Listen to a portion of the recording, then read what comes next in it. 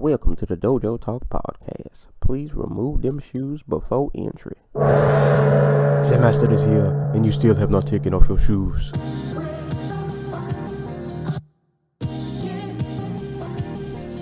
Yeah.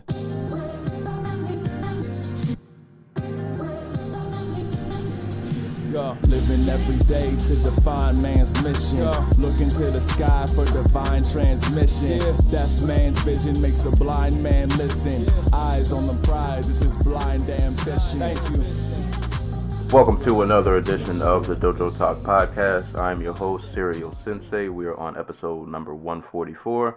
As always, you can give this podcast a listen on SoundCloud, Apple Podcasts, Spotify, Google Play, YouTube. Give us a look on social media at the Dojo Talk Podcast Instagram page as well as the Facebook page. Send questions to dojotalkpodcast@yahoo.com, and you can follow me on Twitter as well as Twitch at Serial Sensei. And as always, I'm joined with my co-host, the Anti-Cool. What's going on, man? It has been a not good week. Like, at all. And in the MMA world or just in life? I mean, just in general. But, you know, I'm hanging in there. Yeah, you got to persevere, pull through. Yeah, gotta keep fighting a good fight. I'll let the listeners know, if you guys listened to last week's episode, I had a summer cold. It's not gone. It's still here. I feel a little better. Like, my energy's up, mostly back to normal. I can breathe out of my nose a little better, but my throat still hurts, and I'm still slightly congested. So if I still sound funny this week, you know, summer cold just slapped me in the face. It's not leaving yet. So we're going to fight through, we're going to persevere, we're going to make it. All that good stuff. I'm trying not to cough on this mic. But yeah, you know, just another week, another day in the life. Yeah, news hasn't been so great lately in the world. I feel like we've started like the last 3 episodes on bad notes. I mean, I had some good stuff prepared to begin this episode, but I feel like it's the wrong. This might be the wrong venue to discuss Sigmund Freud. And the completely accurate and mind-bending tweet that I saw someone say about him yesterday, but so I feel like we shouldn't go down that route, because the only person who will be laughing at the end of it will be me. I don't know, just save it till the excuse me, I'm gonna die on this podcast. I can't laugh without coughing. Just I don't know, you can save it for like a shout out at the end. Just hold on to it. It's not shout out worthy. It's I mean, we'll put it off. Yeah, just hold it in the back pocket. Just hold it in the back pocket. I'll put it off for a more appropriate time. Well, I'll just say, I guess off top, rest in peace to all the people who died. Was that in El Paso, I think? El Paso, and then earlier this morning, Dayton, Ohio. Oh, there was Yeah, no, there was another shooting last night. Yeah. Yeah, we did, and then the people who were shot at the Garlic Festival last week.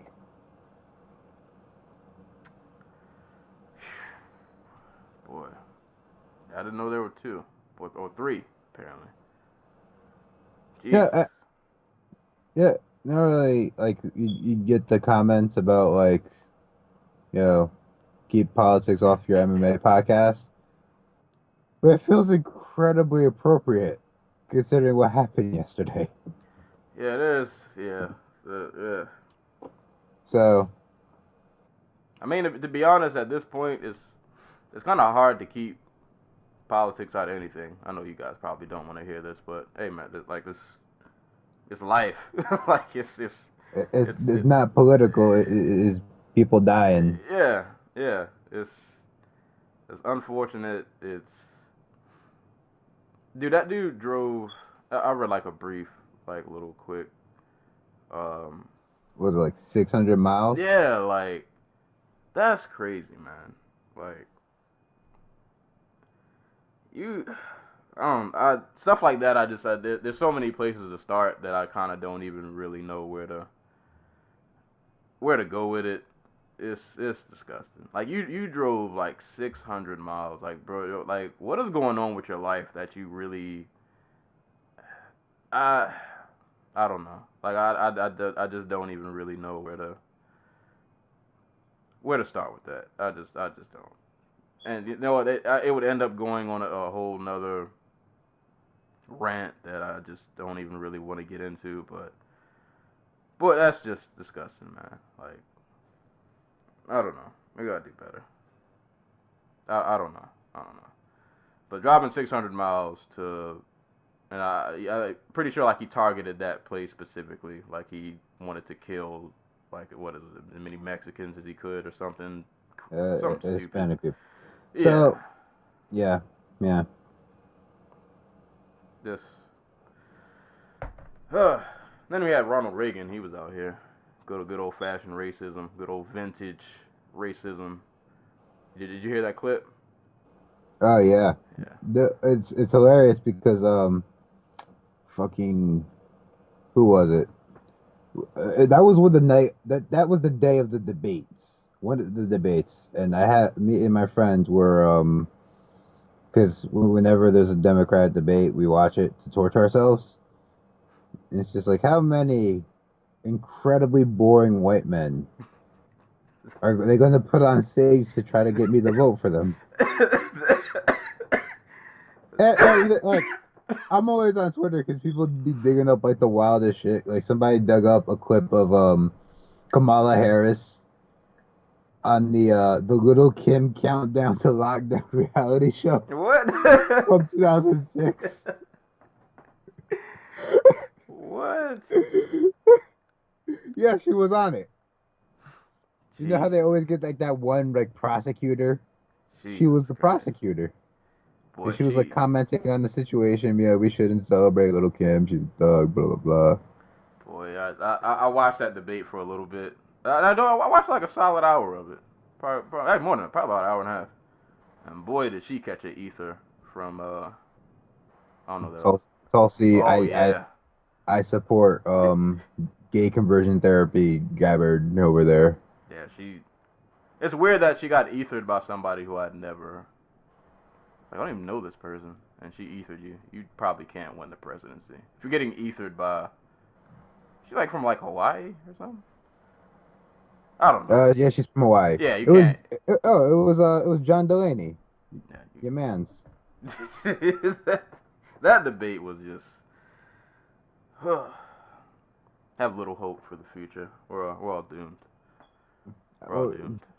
Guerrilla internet. Learn to grow like, learn about subsistence farming. Buy a giant sword. Right. Or better yet, learn how to make one.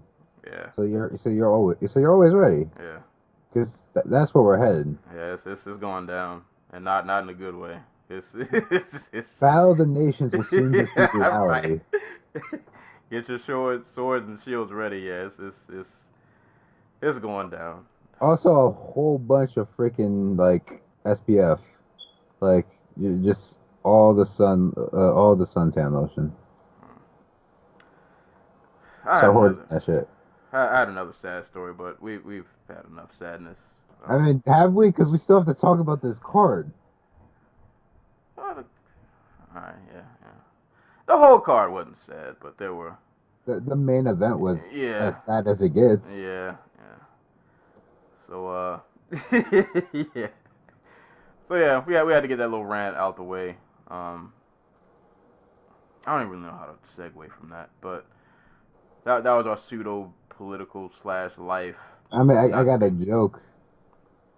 It has nothing to do with the UFC and to do with politics, but did you see the sign that Tim Ryan put out after he got his ass in a debate? We don't have to yell 2020. when I saw that, I was like, dude, I hope, because I wasn't sure if he was. I didn't know who the dude was. I was like, please tell me you're not in the running anymore, because this just screams I got my feelings hurt. Bernie yelled at you too loud, and he kicked you off the lawn, and you felt some kind of way. Oh man. We don't have to yell 2020, guys. That was a real thing. Like a real. We're doomed. That's it. That's the message of this podcast is doomed. This podcast is gonna end not because we want it to end. It's just because like the world's about to just be over. Like I've been saying this forever. Like the MMA is like a microcosm of everything that's wrong with the United States. Freaking! Did you see the Dana White Tuesday Night Contender Series guy? Nah. Who was like, I have to take my dog's insulin because I can't afford human insulin. Oh no. And then he ended up fucking losing and didn't get a contract. Oh no. Yeah. Like, that's reality. God. All right, we gotta move on. That just hit really deep. Jesus Christ. Yeah. All right, guys. Welcome to the podcast. I like the, fuck it. I was gonna say, friggin', it came out this week in paper, like in recorded form that the UFC pays their fighters something like less than 20% of the revenue. Wouldn't doubt it. Would not doubt it. Well, as far as today's episode, guys, hopefully it'll get a little happier. We'll make it happier. We'll find a way. We'll fill you with optimism and hope and dreams for the future. And it might not really be true, but listen, you gotta fake it till you make it sometimes. I mean, you have to put the ideas out there to make them you have to have a dream to dream. You know what I mean? There you go. We gotta put the vibes in the air so you guys can manifest the energy that we're trying to put out. But on a good note, I'm always thankful for listeners. Shout outs to you guys. Top cities for the week. Red Deer, Canada.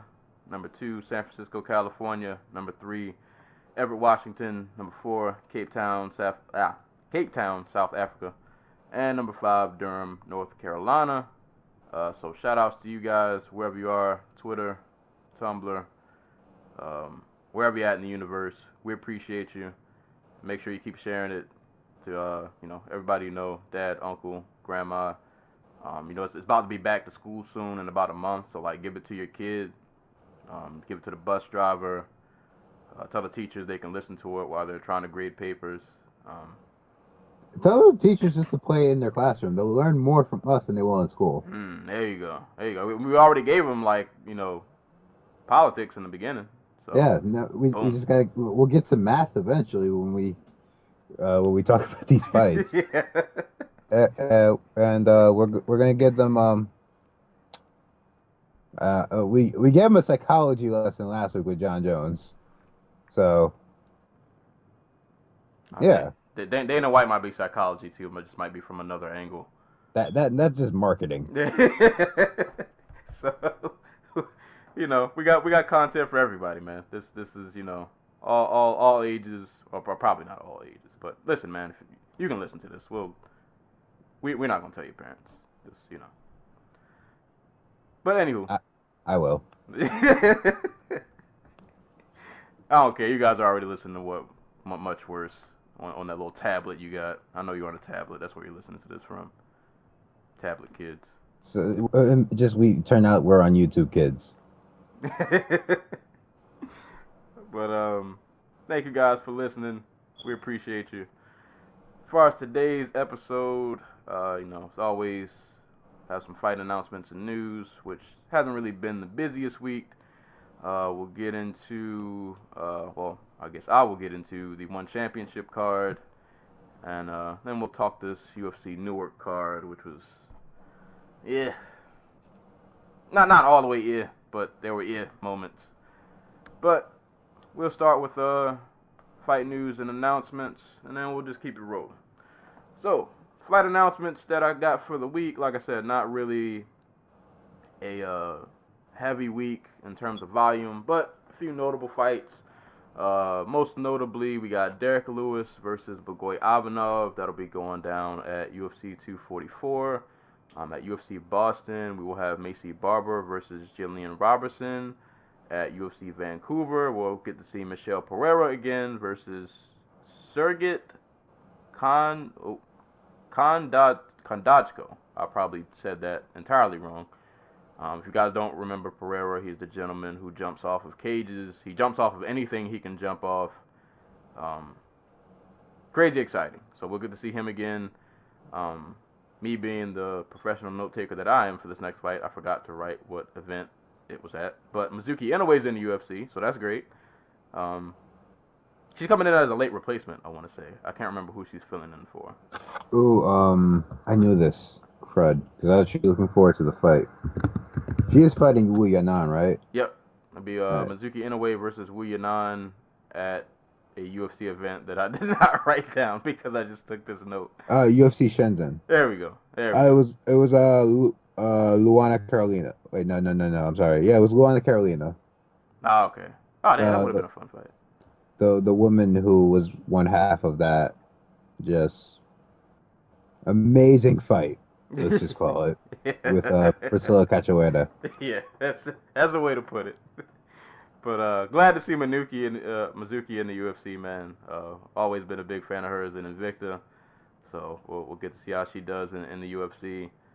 I don't expect, like, we were talking about her potentially being like the first UFC champion when she first got to Invicta, like the first Japanese champion in a while. I don't think that's gonna happen, but I'm looking forward to see her fight. Yeah. Because I like her style, though I do think she could pick it up a little bit. Where's her brother at? He got cut. Yeah, I'm pretty sure he got cut because that was like he lost a fight in that period where, like, if you lost a fight at flyweight, UFC was just cutting you. Yeah, because his last fight was scheduled to be at Final Fight Championship 37, but they canceled it. So he fought Sean Santello earlier this year in CFFC, so he is out the UFC and just kind of doing his own thing. Hopefully it turns up in like Ryzen or something. Yeah, shout out to him. I forgot his name. Naoki. There we go. Shout out to Naoki. That's all I got for UFC fight announcements. Like I said, pretty light. Did you mention Mackenzie Dern, or was that last week? Oh, no, I did not. Yeah, Mackenzie Dern's back. And she's still fighting at strawweight, I think. So, my question is, how over does she come in at?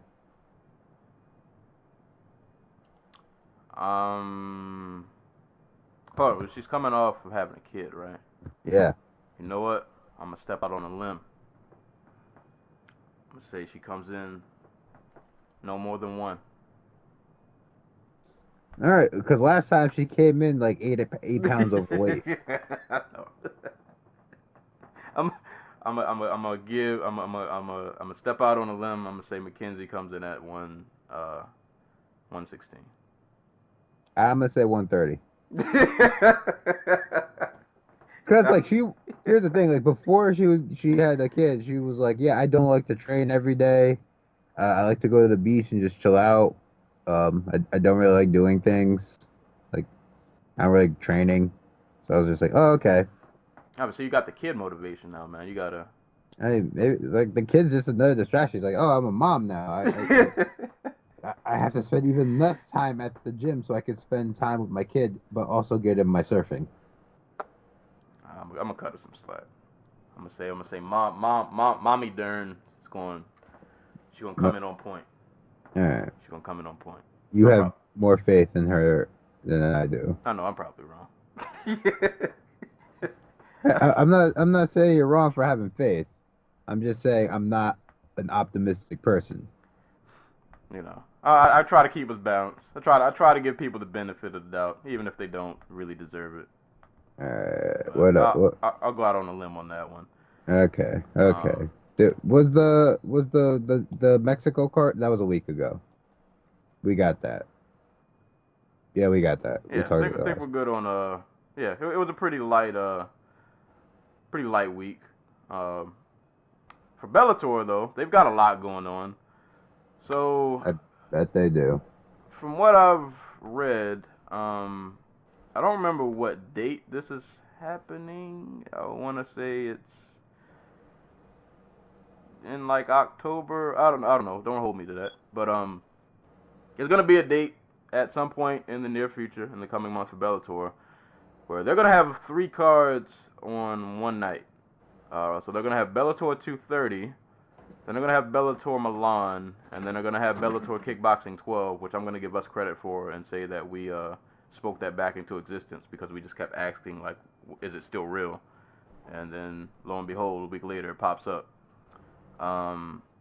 These cards aren't like fully filled out, but just to give you guys a preview, for Bellator 230, the one fight they have announced is Rafael Carvalho versus Vadim Nemkov. At Bellator Milan, we'll have Melvin Manhoef versus Yannick Bahati, Alessio Sakara versus Kanan Grigsby, and Andrea Fusi versus Walter Puglisi, if I'm saying that correct. And then for Bellator Kickboxing, we'll have I want to say he's the champ at Bellator Kickboxing also, Gabriel Varga, who just fought in Bellator MMA recently and picked up his first win. Varga will be going against Christian Faustino. And then we'll also have Chingiz Alazar versus Sudan Scorn Sor Kilmi, and Anderson Bernat versus Kebroom Nagusi. So that'll be Bellator Kickboxing 12. I don't know how the whole 3 cards and one night thing is gonna go, but hey man, have fun. Oh, and also at Bellator 225, we'll have David Rickles versus Yaroslav Amosov. So that should be fun. And the last fight announcement I have, Mr. John Lineker has his fight announcement. Has his one championship opponent announced. He will be fighting Muin Gafarov in Jakarta in Indonesia. That should be going down on October 25th. So John Lineker and one championship. That should be a lot of violence. That should be a lot of if I can just see him knee one person on the ground. Soccer kick. Soccer kick. John Lineker stomping a man's head in like a freaking like a cake. Oh boy, it is. Whew. Boy, they don't know the kind of violence that they just unleashed, letting that man just. And he can juice now. It's gonna be great. Oh man, juiced up hands of stone. It's over for y'all. Fuck, like just hands of dynamite. You're right. It is over for y'all, man. That's gonna be some violence, man. I'm all for it. So. John Lineker versus Viviano. John Lineker versus Mighty Mouse. John Lineker versus freaking what's his name? Martin Wynn. Right. Like, and as we'll see, and we'll get to in a couple seconds. Like, I don't know if people are just now kind of waking up to this idea, but like one has a lot of good fighters.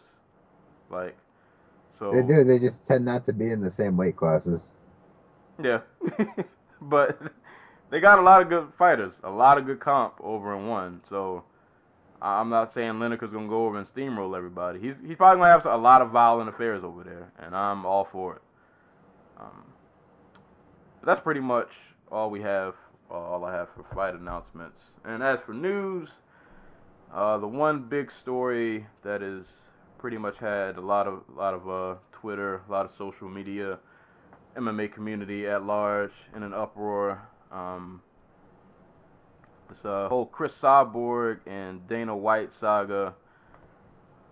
I ain't gonna say it's come to an end, but I guess it's in one way or another it's kind of came to an end. It came to the point y'all probably thought it was coming to. Yeah. Like even when she first signed to the UFC, this seemed like a thing that would just not last, like at all. Yeah, I mean, I guess in some ways, I would say in some ways I'm surprised it went as long as it did. But for y'all who don't know what we're talking about, even though I'm pretty sure you've heard by now, Cris Cyborg was released from her UFC contract. There have been a lot of back and forth between Cyborg and Dana, and not just even like over these past few days, like just throughout her entire UFC tenure. Like they haven't really had the best relationship. You know, they've gone back and forth. You know, he says this and she said this, and it's been just not a lot of good blood between the two. And then kind of over these past few days, it kind of boiled over. You had Cyborg putting out a video about Dana, and then we found out the video was doctored, and then Dana does this interview with Laura Sanko, which, God, I spent a lot of time before this podcast trying to find a certain clip that I could not locate, but I almost don't want to comment on it because I didn't watch the full interview. I just saw, excuse me, just a couple of clips, and I don't know, man. Like that interview, I'll have to go back and watch it again. But on one hand, I almost didn't care because like you said, I kind of felt like this day was coming. And in the grand scheme of things, I feel like this actually might be better for Cyborg. Like just leave and go with another promotion that'll probably appreciate you a little more. You know, treat you a little better. You know, not have to be around so much kind of chaos all the time. But just a lot of that Laura Sanko interview was just, some of it I just looked at, and even Laura's face sometimes was looking like, I don't know about you, buddy. And I was, I was almost disappointed. Like I felt like there were a lot of counterpoints she could have made, but she kind of just let them, you know. I like I said, like let me just, Laura Sanko writes for. There's a problem with niche journalism. Like you see this a lot in like video games and stuff, where access is treated with like the most reverence. So like, if Laura Sanko comes out and just like fucking calls Dana away on any one of his bullshit talking points, like she loses access. You lose access. Like, what do you have to offer otherwise? And like even for like like there are guys and gals in the sport who provide like a lot of like really good like non-access based reporting, and nobody actually like looks at their shit except like a core group of people. So everybody wants like the interviews, everybody wants the quotes, and when you are the most powerful person in the sport, you can kind of dictate your own narrative. And you can say bullshit like stripping Jermaine Durandamy of her title was the most honorable thing to do for Jermaine Durandamy because Cyborg was on steroids. Which we all know. We all remember how that situation went. Yeah. And that was just the main problem I had with that interview, was just like he tried to make it seem like he was on Durandamy's side. And we all remember when that situation happened. Boy, he was blasting Durandamy. Like, it was like it was like Nico Montano all over again. Like, I don't think a lot of us thought, like, we might not even see her again. Like, this might be it. Yep. She's refusing to defend the title. She's giving these really these bogus excuses. And boy, oh boy, it just seemed like we were not going to see Durandamy again. And it just, a lot of, I mean, it's not the first time Dana's really done this, but he tried to do, like, revisionist history on things that happened, like, last week. Like, like, you can't try to do revisionist history on something, like, bro, we all remember this. Like, this wasn't that long ago. We remember what you said. And it's just, I mean, it's Dana being Dana, so, you know, you're not really surprised at it, but it's just, I don't know, it's just not a good look. Not a good look. And yeah, I don't know. Like I said, it's so much you could really get into from this whole situation. Just kind of how Dana treats fighters in general. Like, not even just Cyborg. Like, Dana's just really extra sometimes. Dude just tends to lie out of thin air like it's nothing. But like I said, when this happened, when I saw the headline that she got released, I tried to pretty much treat it like I did the John Lineker situation. Like, you know what? Yeah, it sucks that you're not in the UFC anymore. And I think it stings a little bit extra for Cyborg because compared to John Lineker, like, you just look at, like, Cyborg's history, her status in the sport, her place in history. Like, she's one of the most important figures in this sport ever. She is one of the three best. No, she is the second best female fighter all time. Yeah. And she just really got, like, even before this, I feel like she never really got her, like, just due. Really? Like, yeah, like, Cyborg gets a lot of shit that's even male fighters who have tested positive for steroids repeatedly throughout their career don't get. right. Like, people still love, like, Vanderlei. People still bizarrely love, like, Josh Barnett. People still fucking love Anderson Silva. There's no, but, like, and for some people, there are asterisks next to their name, but, like, nobody gets the shit leveled on her like Cyborg does. Yeah. And then you added all, like, the like, transphobic shit that has come from, like, Joe Rogan and the UFC and Dana White. Where in this interview he's trying to, like, recontextualize, like, he's like, they took that she looks like Vanderlei Silva in the dress comment out of context. It's just like, what context is that acceptable? Right, like, bro, we know what that meant. Like, we know what that means. We know yeah, like, come on. So, like, yeah, fuck Dana White. It's what it always comes back to. Fuck him. Don't believe this man's lies. And to be fair, Cyborg not completely blameless. She has been difficult to work with. Probably in no small part because, like, you know, the UFC is a hostile place. It has been very. Like, Cyborg is a big personality. She seems to, like, do things on her own. Like, I doubt the UFC is the reason why she has that big Dunkin' Donuts sponsorship deal going on. Which, okay, but she'll be fine. Like, that's my only, like, I guess, like, that's the only part of me that's, like, stopping me from being like, okay, this is just the like, how much are we gonna let them get away with? And it's just like, she's going to go to Bellator, and she's going to work out a deal where she does, like, the Japan NYE in Ryzen, and she probably has the freedom to go box now and go kickbox, and, like, like, if we're being real, the only fight left for her in the UFC was the rematch with Amanda Nunes. Now she has, like, the whole world in front of her, and she can do, like, a million different things. And that's kind of where I wanted to focus on to kind of wrap this story up. What do you want to see from Cyborg next? I love to see her go rematch Jarina Bars. I'd love to see her fight somebody in Ryzen. I'd love to see her go fight Julia Budd because I think Julia Budd's coming into her own, and I want to test how much of that is her fighting competition that's green and how much of that is her actually, like, after only having, like, 14 pro fights, like, finally being like, okay, I'm a finished, confident, well-rounded fighter. I'd love to see her go. I like to see her go box. Like,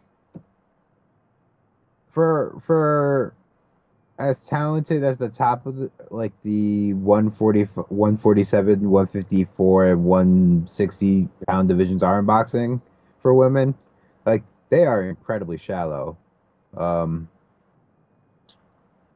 Like, they're like a handful of fighters at the top of those divisions, and, like, there's no reason Cyborg couldn't be, like, a top 10 154 pounder. You know what I mean? All right. So I like to see her go do that. I'd like to see her just, like, try different shit. Just go be the go be Bo Jackson, combat sport Bo Jackson. Right. Yeah, I was gonna say, like, if I'm Bellator, man, you guys should be foaming at the mouth. Because not only can she come over and fight Julia Budd, and in Bellator where, like, they at least try to do something for their featherweight division. Like, still not the best, but, like, they put some kind of effort into it. So she can go fight a featherweight. And then Bellator kickboxing, which, boy, does it just always seem to need life injected into it, because we just kind of forget that it's a thing. Cyborg versus Urena Bars 2 and Bellator kickboxing would probably get you a lot of eyes for a product that they have that is a decent product, but it just, like, who really knows about it? Like, who really knows about it? It needs star power. It needs star power, and if we're being real, if they sign Cyborg, she is the biggest star in their organization. Right. She's the biggest proven pay-per-view draw. She's the biggest proven TV draw. Like, so I'm not mad at that. I'm not, you know. And to be honest, like, promotion-wise, she does her own fucking thing. Like, she has her own, like, series of videos on YouTube. She's out here getting her own sponsorships. Like, we make fun of her management a lot. And going back real quick to the Cyborg turned down the Amanda Nunes rematch, that might be where this comes in. But, like, she's out here hustling. And she hustles hard, so, like, that's the type of person you want on your roster if you're a promoter. Yeah. And then she'll be back with Coker again. Yeah. Yeah, so, you know, you'll be with a familiar face. So, like, you go to Bellator, that's two big fights off top. You can do Julia Budd, you can do Urena Bars. Say screw it, go to Ryzen, just fight anybody. You know, low key, I didn't see this get mentioned much, but we know Cyborg cuts a lot of weight. Possible PFL, which has a lightweight division. See, my only concern is PFL seems to be buddy with the UFC. You see, so, like, not that I think the UFC would stop them from signing it, but, like, it's just like, does PFL, who is Kayla Harrison's managers are either Dominance MMA or Ali Abdelaziz, right? I think so, yeah. So I think, and this is just me hypothesizing, I think the purpose of PFL, World Series of Fighting, is to, one, you know, get the double paycheck as both the managers / agents of these fighters, and also the promotional heads, which is why Ali was the booker, the matchmaker. I think the goal has shifted now to, like, okay, we're gonna do that, but we're also going to do this thing where, like, we're going to get our fighters as much value as humanly possible. So we're gonna, you know, put them in tournaments for $1 million. Then we get a cut of that, and then we pump up their value, and then let them go to the UFC where they get a big fat contract on their entry, and we get a piece of that too. See what I mean? Like, right. They're playing both sides. So, like, I can see them being like, yeah, no, we're not gonna put Kayla Harrison in there with Cris Cyborg because we want her to grow and develop a fan base and all that good stuff. Which, I mean, on their part, understandable. You know, that's pretty much one of their biggest stars, so you definitely you don't want that project to go wrong. Yeah. You don't want to derail it. You want to keep the train on the tracks. Yeah, you want to keep that on the tracks. I will say, I don't think, like, Kayla, like, in 2 years, I think Kayla Harrison would be a competitive fight for Cyborg. But, like, right now, I'm not sure yet. No, right now, I don't think so. I don't think she'd be ready. But, no, yeah, like you said, all in all, I think this will, it's always messy when it happens, but a couple years down the line, this will probably be a good thing for Cyborg. Like I said, she'll be in control of kind of what she wants to do. And I'm pretty sure anywhere else she goes, whether it be Bellator, boxing, whatever she decides to do, she'll probably be treated better. Probably have a better... Like, I think she does the Bellator / Ryzen route. Like, I think that's the only route that makes sense for her if she wants to keep doing MMA. Like, and I think they'll give her the freedom to go do boxing.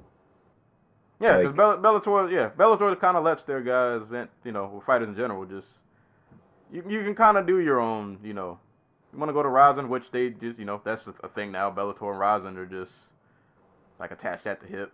yeah, like so, my if I was Bellator, I'd spend the year like you do like the featherweight tournament where you get like 4 to 8 women to fight for the chance to fight Cyborg, and then that's Cyborg's one title defense for the year, and then she goes and does like kickboxing, like a Bellator kickboxing card, and then like they ship her over the Ryzen for New Year's Eve. right. It's just like there's like there are ways to like maximize her value. Yeah. But I think she'd be a big hit in Japan. Like she has the I think she has that type of appeal. So this might end up being I ain't gonna say might. I think this will end up being a good thing. These might be I don't know how much longer she'll continue to fight, but I think this, if we're assuming this is the latter half of her career, I think it'll treat her really well. Because I think all the fan bases, like the Bellator fan base, definitely the Ryzen fan base, I think they'll appreciate her a lot more. So. Also, she just has her own freaking like really loyal fan base. Right. Like there's a woman who drew 200,000 buys fighting freaking Yana Kunitskaya in her pro debut or whatever. Right. So, Cyborg's gonna be good. It's messy now, but positive she'll land on her feet. Yeah, it'll be fine. And we'll be there to watch what comes next because that's how we do. Yeah. They match her up with Gabby Garcia. I'll go to Ryzen now. Ryzen give us just some wild matchups. Ryzen doesn't have a division for her though. Like, are they gonna have her fight John Lineker? Like, yeah. I mean, I'm not against it. I don't know. I don't know. But nah, man. Shout out to Cris Cyborg. Yeah, the situation's really messy, but she's gonna land on her feet. It'll be fine. It'll be fine. But Dana's gonna Dana. It kind of is what it is. Whack. Yeah. But that's pretty much all I have for news stories. So I guess we can kind of get into some fights. Yeah. So before we get to the Covington versus Lawler card, I'm gonna try to speed through One Championship Dawn of Heroes, which I didn't get to see in real time, but I watched it the day. I think I saw it like later that day, and some fights the next day when they got posted online on various websites that I will not name. But yeah, One Championship Dawn of Heroes went down really early on Friday morning. It was headlined by Martin Nguyen and Koyomi Matsushima. I mean, overall, I didn't see the entire card, but based on the fights that I did get to see, in typical One fashion, the cards are just really good, man. Like just in terms of fight quality. Yeah, it's annoying that oh my God, what's his name? Announcer. Why is his name escaping me? Chavello? Yeah. Yeah. He mentions, everybody's a champ. Everybody's a champ. Everything's a champ. Everybody's a world champ. The fighters are world champ. The announcers are world champs. The guy and the lady in the front row probably are world champs, or at least competed for one. All the attendants are world champs. That kind of gets a little annoying. But in terms of just the product, the fights are really dope. And I love the mix of just having MMA and Muay Thai on the same card. And we had a bit of that. So Martin Nguyen versus Koyomi Matsushima was the main event for the featherweight title. Matsushima had a pretty good first round. It was actually a pretty competitive fight. Fucking God. Uh-oh. What happened? I forgot. Cain Velasquez made his luchador debut. Oh yeah, he did a little backflip. Like he did the backflip. I'm sorry for the. He did the backflip and then he did the fucking. The Hurricane Rana. The Hurricane Rana. Yeah, I did see that. Yeah, man, Cain Velasquez is out here. Why And that was did this man make a fucking fight date? God. hey man, that Hurricane Corona looked pretty solid. Like, that Hurricane Corona looked pretty solid from a guy who I'm not even sure if he can walk day to day. That was a good Hurricane Rana. I'm all for it. At this point, you know what? I don't even really care to see him fight anymore, dude. Keep doing that. That looked fun. He looked like he was really enjoying himself. Yeah, like he looked which is really odd because he never looks like he's happy. yeah. He looked well. I mean, we couldn't tell if he's happy. He had a mask on, the luchador mask. But judging by body language and just how good that Hurricane Rana looked, he looked like he was really enjoying himself. Yeah, shout out to Cain Velasquez. He's out here wrestling, like wrestling. But no, Martin Nguyen versus Koyomi Matsushima. Pretty competitive fight. I thought Matsushima had a pretty decent first round, and I apologize. A lot of these fights I didn't get to rewatch, so sorry if I'm lacking specifics. But competitive fight for the first round, and then in the second round, it seemed like Nguyen started to turn it up on him. And then he eventually, I think he caught him with a right hand that staggered him, dropped him, landed some ground and pound, and that was kind of all she wrote. And Martin Nguyen continues to impress. He is now 13-3. I really do like Matsushima in one. He kind of shot up pretty quick. Maybe he wasn't quite ready for this, but also hard to say because, like I said, I thought he had a pretty decent first round, but I think he could be a potential champ in the future.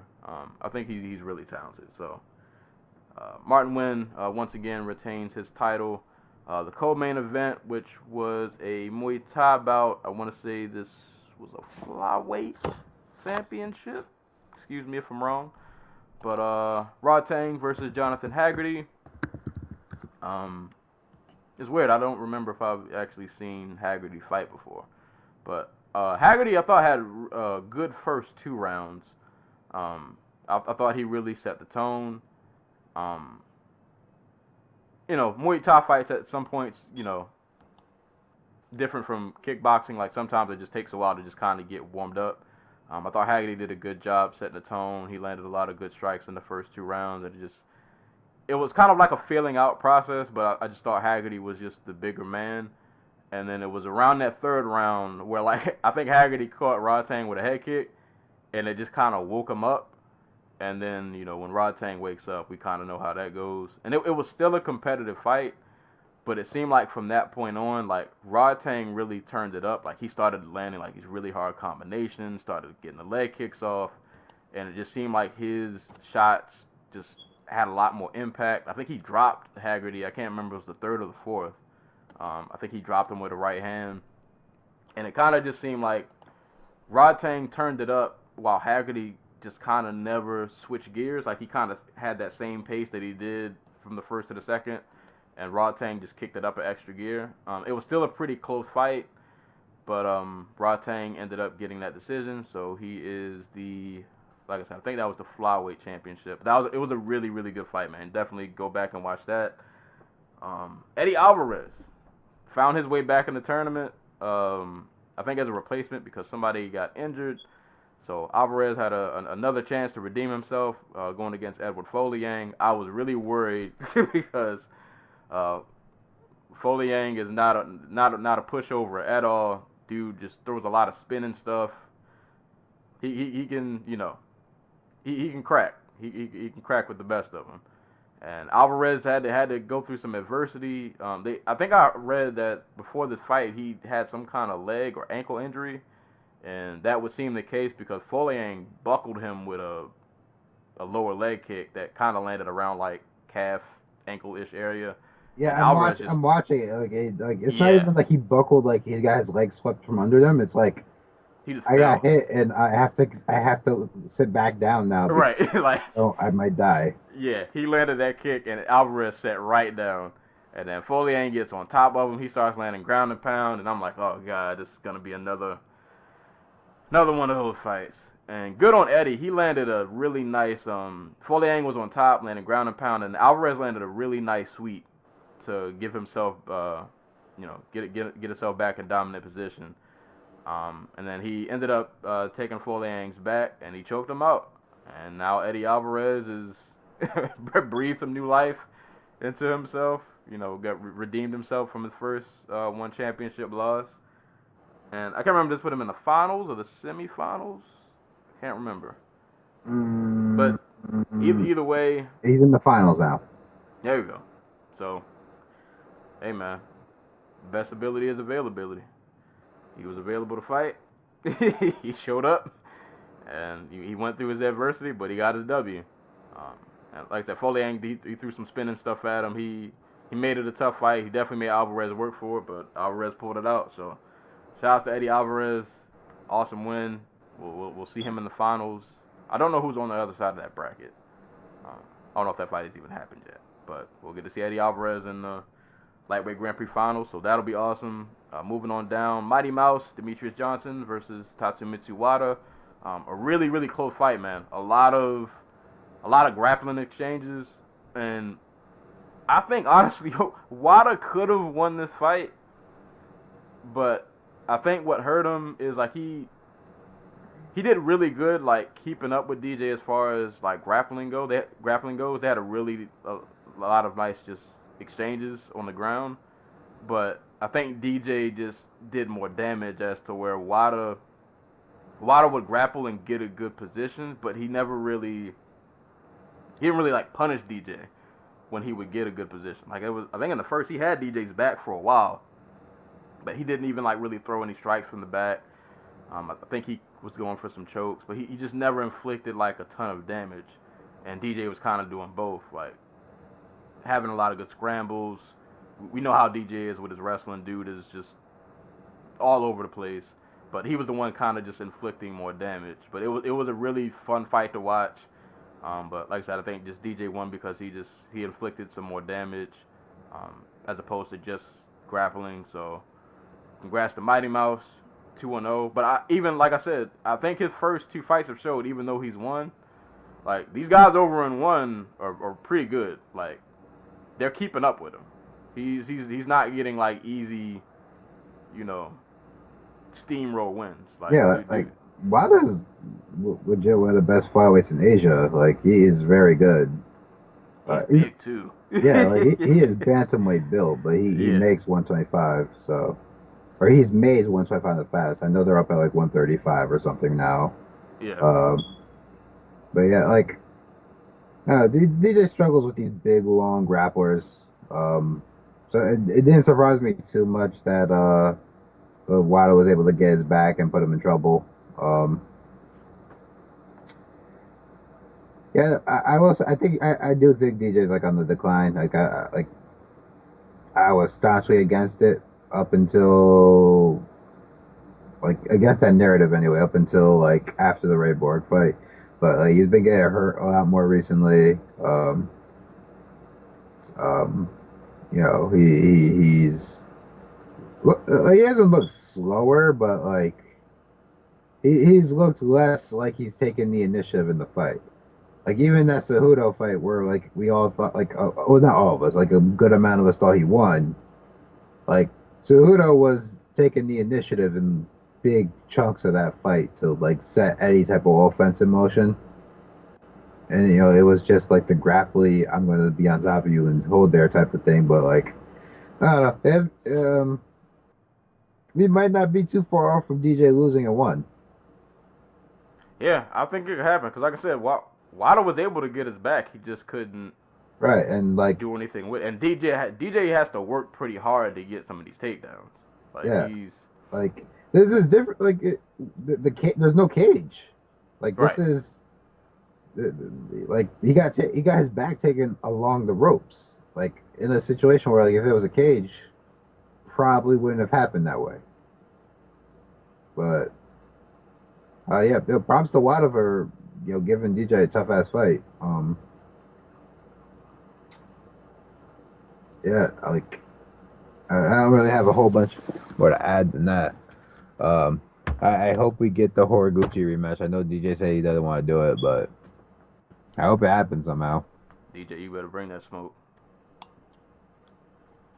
The streets need this. The MMA streets need this. But nah, props to DJ, man. 2-0-1. Still doing his thing. God, I watched this next fight, and I don't remember it in a ton of specifics, but Danny King got a split decision over Reese McLaren. I remember it being a pretty entertaining and close fight, but it was a lot going on the ground. It was one of those kind of fights, but I just don't remember it much in specifics. But I remember it being a pretty entertaining fight. Danny King won a split decision. I think that was it for the main card. As far as the prelims, Rodlek Jao Talong Tong, probably said that all wrong. He knocked out Andrew Miller in the third round. He had Yuya Wakamatsu defeating Jeji Estequio, who I think was a former champ, I want to say. Yeah, he was like, I think he was a flyweight champ or something. Yeah. Wakamatsu knocked him out. I did watch James Nakashima and Yushin Okami. I think after this fight, it's safe to say that Okami's just done, man. That's sad. Yeah, I don't got much else to really say. But props to Nakashima. He was an LFA guy. He's 12-0. Got that that veteran name on his record now. So props to him. And I'll skip down a little bit to Ayaka Mayura, who landed a pretty nasty Americana on who's this Samara Santos. So shout outs to her. And there are a couple other fights on here that I kind of skipped over, but I didn't really get to see anything. Well, shout out to G Ben. I watched this fight against Edward Kelly. He won a decision. But either way, like go back and watch this card, man. Especially that main card. It was a lot of good fights, a lot of good moments. One Championship just continues to really just put on really good cards, and they're pretty good about uploading fights to YouTube. So if you want to go watch the fights after they happen, go to their YouTube channel. Bleacher Report Live. There you go. They are all up there, surprisingly. Oh, there you go. So go to Bleach Report Live and go watch Fisticuffs. Like I said, One Championship, pretty consistent as of late with just putting on really good quality cards, and this is no different. So that was One Championship. Dawn of Heroes. Go give that another watch if you did not get to check it out. And now to the main event of the evening, if we want to call it that. Sad times. Yeah. UFC Newark, headlined by Robbie Lawler and Colby Covington. Before I get into like this actual fight, I'll just say it overall for this card. I'm really happy this card, aside from the main event, was actually like a pretty solid night of fights. Because boy, I was looking at this card on paper, and I mean, even for us, like, we're both the guys who, I don't think we really, star power always helps, but we pretty much watch anybody fight anywhere. And we can always pick out, like, some obscure guy on a prelim, like, oh yeah, I remember him fighting at that random promotion in, like, Russia. But even I was looking at this card like, yeah, man, there's not a lot for me to get excited about on here. But it turned out like a solid night of fights. I was very happy reading the results. I didn't get to watch a lot of this in real time because I was at work, but I was happy as I was like watching the prelims, like people talk about them on Twitter, like finishes were happening. I was like, that's a good sign. We're not getting decision.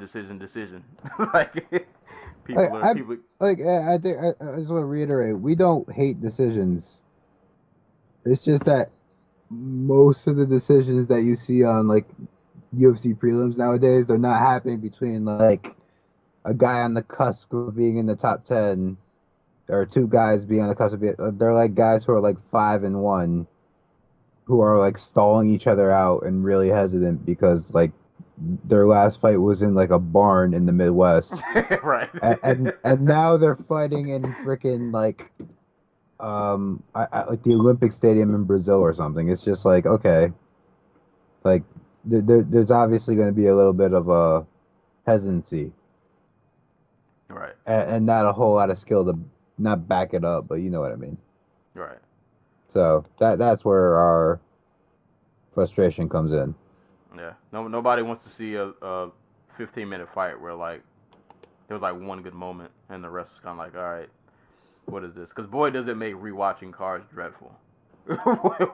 when there are a bunch of decisions and the decisions like aren't even really great fights, it's not does not make for a good rewatch. But so I just wanted to give them that shout out that this was actually like a pretty solid card. But as far starting from the top, Colby Covington versus Robbie Lawler. I mean, we mentioned this. I think we may have talked about this fight a few times on this podcast, but I remember one of the conversations we had, and we pretty much said like this fight will go either two ways. Robbie will either knock him out, or Colby will make this a very long and frustrating fight to watch. Fortunately, the latter happened. This fight was long, went all 5 rounds, and boy, was it frustrating to watch. I can't help but feel we'd be less critical of the actual fight if it wasn't Colby fucking Covington. Yeah. He's not the most likable. He's just so. He is just cringe. Like. He is the worst person you knew in your hometown. Right. But it just so happens to be an actual world-class athlete. Yeah. Like, he's like a really... He's just a talented douche. It's like, boy, is he just super unlikable. And there aren't that many guys that I feel that way about. But he's in that company.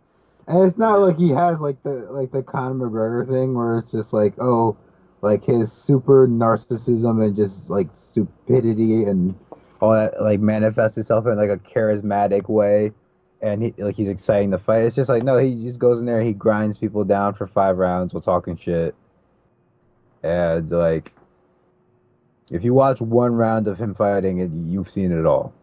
Yeah. And that's not me like saying like, oh, he sucks. It's just like, or even that he's boring to watch. It's just like there's no flash to it. You know what I mean? It's just like... Yeah, you've seen one Colby round, you've seen them all. Exactly. And it's just like, okay, show us some, like, you talk about yourself like you're this big badass dude, and you're out here, like, point fighting. Like, at least, knock somebody out. Submit somebody. Show that you want this shit. I'll try to be fair. I'll try to be fair during this fight. If nothing else, I think we mentioned this before. Colby's not like the greatest striker in the world, but the man can just kind of set a pace that is just really, like, is almost unfair. Like, he just, like I said, I think I said this on another episode. He's like that annoying gnat, and he does not go away. He's flying in your eye every chance. You swat him away, and he's kind of, he might back off a little bit, but he's going to be right back in your face about 2 seconds later. And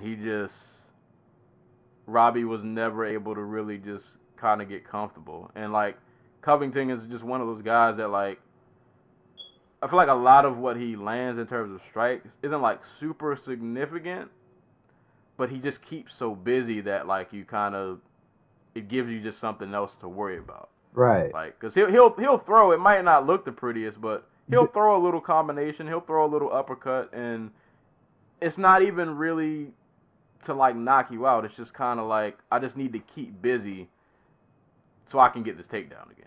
You know who he reminds me of? Johnny Hendricks. If Hendricks didn't move backwards and didn't hit as hard as he did.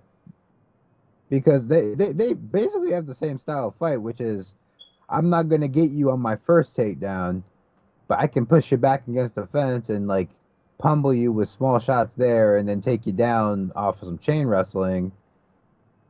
And you just, in general, just mute your offense while, like, throwing, like, these small combos. He's not as refined as Hendricks was at his best.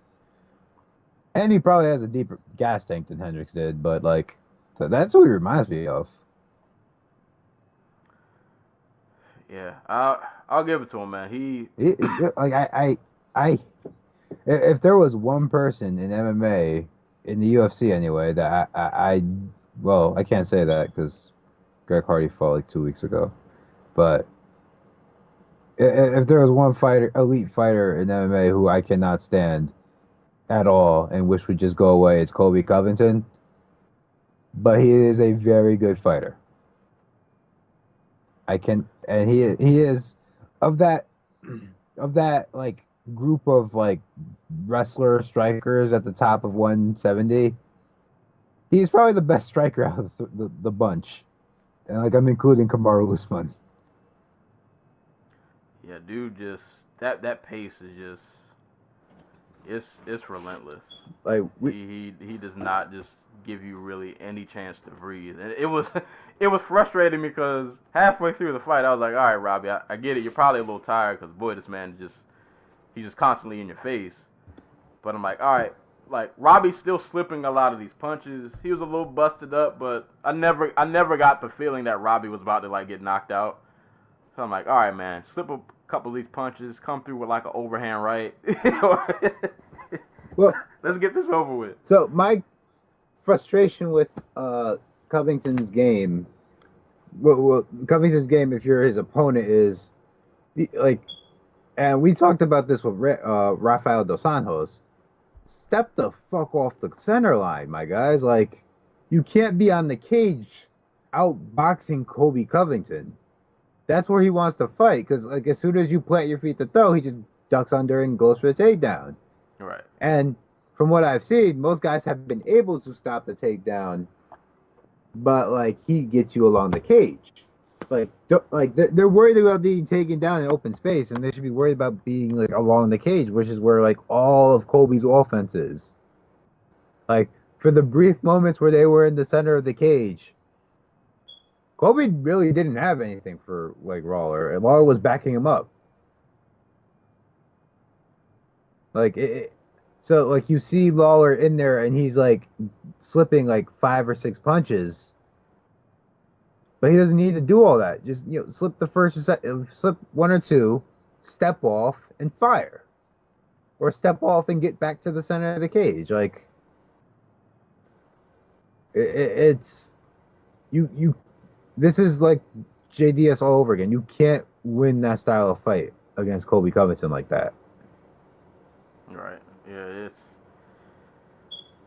And I mean, Robbie landed a few decent shots, but just like not like I and that's the other thing. I think Robbie, like, when was the last time we saw Robbie land like the big shot, and not against like Ben Askren, who is like a walking heavy bag. Right. Like it was probably the Condit fight, maybe, like Possibly, yeah. Like it just his moments were just so far few in between, and it was just like, oh boy, like you spent the whole fight trying to hold on to hope, like, all right, it's gonna be the round, you're gonna wake up, it's gonna happen, and it just, it didn't. I think that was the most frustrating thing about this fight, where it's like, I don't think Lawler is all that tired. I think he just doesn't have an answer. It really sucked. And it was just, it was so frustrating because, like, yeah, Colby doing everything right that he possibly can. It clearly was working in his favor. And then there were moments where, like, Robbie would duck and slip, like, 5 or 6 punches. And I'm like, all right, Robbie, I see you. Where's the return fire, though? Like, we can't just win a fight just slipping punches. Like, we gotta... Pernell Whitaker just died, Robbie. You should know this. It should be fresh in your mind. Like, we have to throw back. Like, there's no point in you having all this defense if there's no offense to follow behind it. Like, you gotta throw something. And it's not like I don't think he couldn't have cracked him. Like, he landed a couple of decent shots. It's just they were so far few in between that it's like, these don't really amount to anything. Yeah. Colby just didn't really. Yeah, Colby made the best of all of his moments. Was it just me? I don't know. Maybe because I don't know what I'm watching. But I always found it weird. Like, every time Colby would take him down, he would go for like that half rear naked choke neck crank thing. And I was trying to figure out, like, was he actually trying to sink that in, or was it just like, I'm just trying to be an annoying pest? It was the latter. He was trying to put all his weight on his neck and wear him out. Cause I was looking at that like, I don't. if you're gonna choke the man out, can we just get this over with? Cause you are pissing me off right now. Yeah, no, he was not going for actual submission.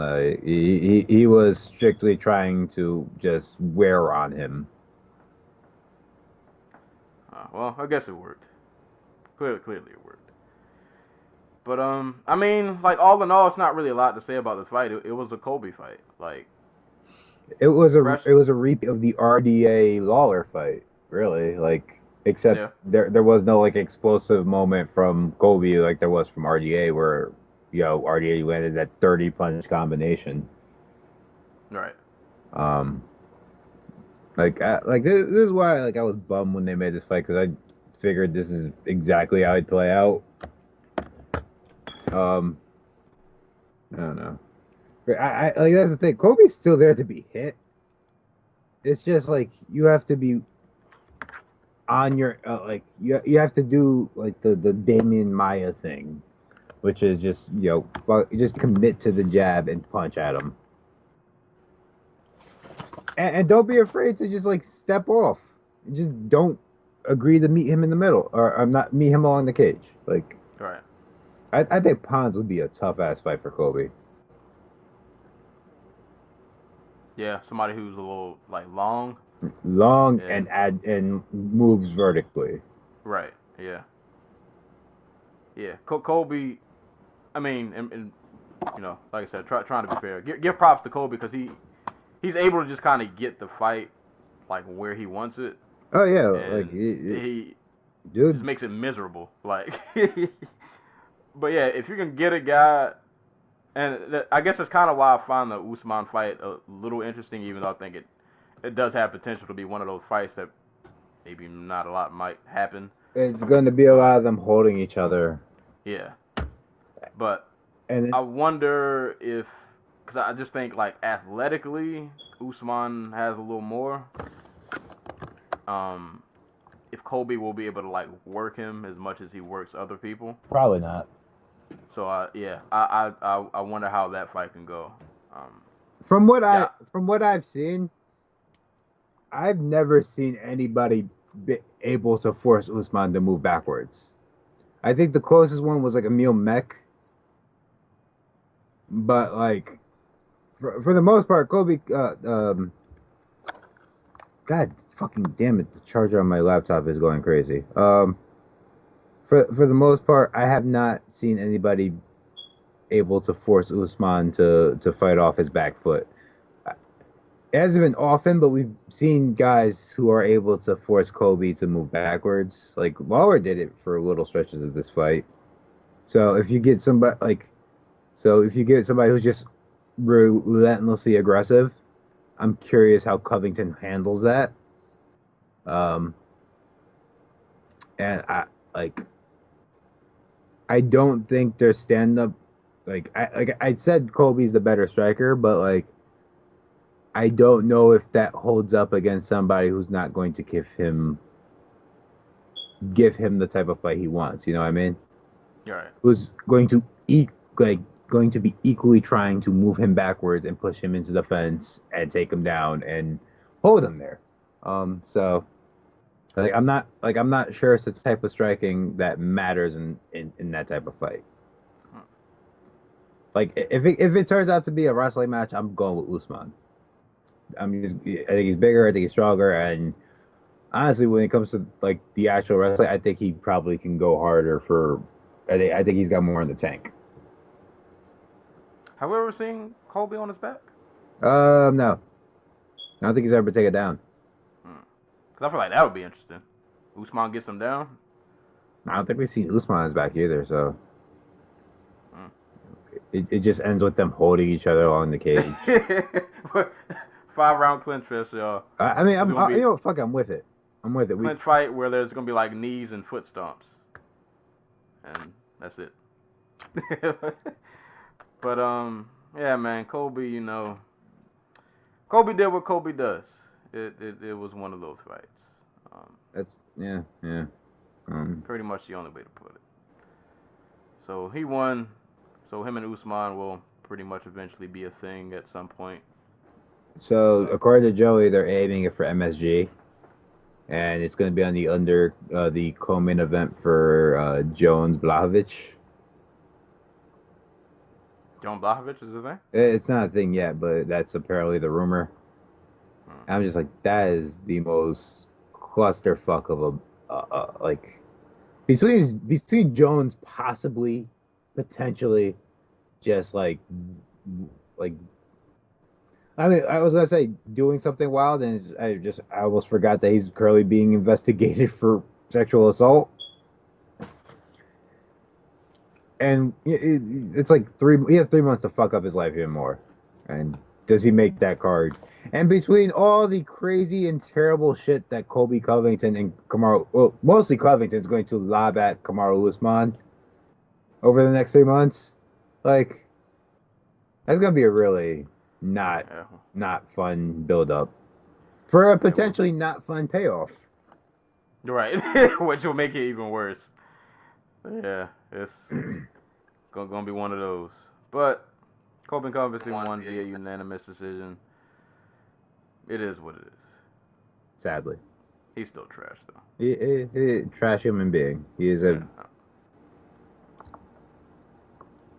But moving on. The good guys don't always win. They don't. But you know who did? Jim Really motherfucking Miller. Under a minute. Jersey is saved. In a fight that should have happened back in 2012. Co-main event, Jim Miller versus Clay Guida. I mean, the fight looked 2012-ish. I mean, yeah. Basically, yeah. This was definitely one of those throwback lightweight fights where it's just kind of like both guys get rocked. I think Guida dropped Miller with a right, and then Miller drops Guida, I think with a left, and then boy, you know when Miller goes in for that guillotine, because he has one of those guys who has a really great jiu-jitsu game that we kind of don't talk about, even though dude's resume is like, you know, Jim Miller been out here. Dude is the most storied of UFC lightweights in terms of just fight resume. Did he sub Oliveira? Yeah, and like his debut. Yeah. Like forever. Miller's been out here. Like one of those guys who never fought for a title, but has just consistently just been around. It's really funny because both these guys were supposed to fight for the title, and then they both fought Benson Henderson, who they dismissed as a WEC lightweight, and never got title shots because of it. Oh, and that's right. He was supposed to. He had the title eliminator against Nate. Yeah, I forgot that was a title eliminator. Yeah, Miller been out here. Like I said, it ain't a lot to analyze about the fight. Like, Guida rocked Miller rocked Guida. Miller choked him out. Yeah. I think the most craziest part of the fight was Herb Dean came in about 10 seconds late after Guida got his soul choked out of him. Was this the one where he raised one of his hands and it hit the mat, and then he went to the other hand and then it hit the mat? And he was like, I still don't know if he's out. Was it that one or... Well, didn't somebody get rear naked choked? Herb Dean had a couple of moments on his card. It probably happened during this one, too. It was not Herb's night. Yeah. It was not... Yeah, it definitely was not Herb's night. But, yeah, I think this was it. Like, by the time... He went to lift his arm up, and it dropped the first time. And I was like, all right. He's out. It's over. But, like, he did it again. It's like, Herb, he's gone. Herb, he's dying, Herb. Right. Oxygen supply is running low. Nah, man, Miller got Guida out of there. Like I said, not really a lot to analyze. In under a minute. And shout out to Jim Miller, man. Like, dude's had a pretty good career, and then in the midst of it, like this entire time, he's been battling like Lyme disease, which is kind of crazy to be able to like perform at a high level and kind of still have that going on. And you know, now like you said, you feel like he's coming out of the other side of that. He's doing a lot better. Still out here getting wins. Yep, 3-1 in his last 4. Yeah, so shouts to Jim Miller. He's another one of those guys who I feel like they'll probably try to throw a young guy at him every so often. He'll kick him off the line. He'll get him out of there. Jim Miller versus Alex Fernandez. God. Is that hype train done? Maybe, I don't know. Yeah, yet to be determined. I won't blow it up yet. He's not Landover Venata levels are done yet, so probably not. We'll see. But congrats to Jim Miller, man. That was a great win. Awesome win. I'm glad you got this win from a fight that should have happened years ago. But congrats to Jim Miller. Keeping it at lightweight. Little Gastelum, Nasrat Haqparast against Joaquim Silva. First round, a bit of a feel-out round, I feel like, at least for Haqparast. Like, Silva was landing some decent shots, leg kicks, jabs, hooks. Haqparast kind of just playing the outside. Every now and again, he would fire off that left, which I think was a premonition. It was like he was waiting for that punch the entire fight. But it just felt like the first round was kind of, for Paras, kind of a feel-out, like, I'm just test the waters and kind of see what happens. Second round, it's like, all right, it's time to kick it up a notch. So I guess a little bit more of the same from Silva, but Nasrat got a little more active. He kept looking to counter with that left. Started to sting a little more, and then boy, out of nowhere, I can't remember if Silva was like circling backwards or circling out, but either way, Nasrat throws a left, floors him, lands some ground and pound, and that is all she wrote. I like little Gastelum, man. I like little Gastelum. I don't know who they give him next, but I'm kind of ready to see him take that next, I guess, leap in competition, so to speak. Dude hits hard, has a lot of good movement, pushes pace really good. He is like a little Gastelum. Yep. Like probably not. I would say I think from Gastelum I like Gastelum in terms of like putting together like combinations, like with his boxing a bit more. But he really does fight like a little Gastelum. Like it's not just a little joke. Like they are kind of similar in how they fight and how they look. Like he does look like if Gastelum dropped an additional 30 pounds, he would probably look something like that. But nah, man, I like Paras a lot, man. Like dude can hit hard, he can push a good pace, good movement. Dude, I'm ready to see him take that next step to see what he can do. Yeah, probably doesn't have Gastelum's just straight up power relative to like fighting at lightweight and speed, like a speed advantage, but like dude's fun to watch, and there's only so many of these dudes he can beat up before we gotta give him a top fight. So,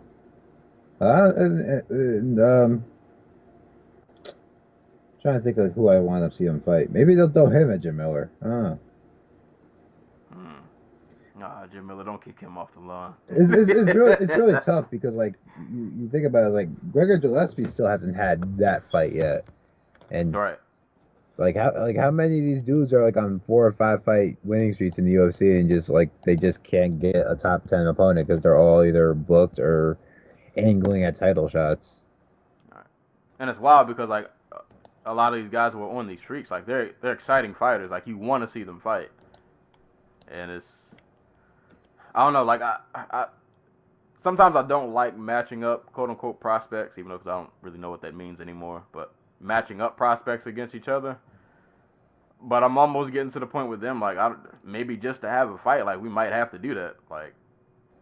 Yeah, like you might have to do little Gastelum versus Gillespie and like Islam Makhachev is 6-1 in the UFC, and if he was at like middleweight, he'd be fighting like Derek Brunson or like someone in that like, or even Yoel Romero, like. But no, he's fighting. His next fight's like Davi Ramos, who himself is like on a really good right, run. He's 4-1 in the UFC. right. It's just like Vink Pachel is like 5-2. David Tabor is like 5-1. Yeah, get these guys some fights. Like they're just all stuck fighting each other because like if you have a number next to your name at lightweight, like who like are you really going to move down the ladder?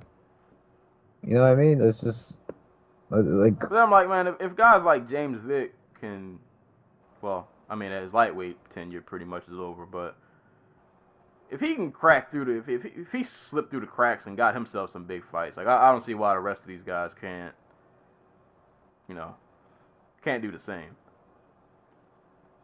But we'll see. I hope the next Hawk Paraz fight we get. I forgot. I didn't ask you what your thoughts on the fight.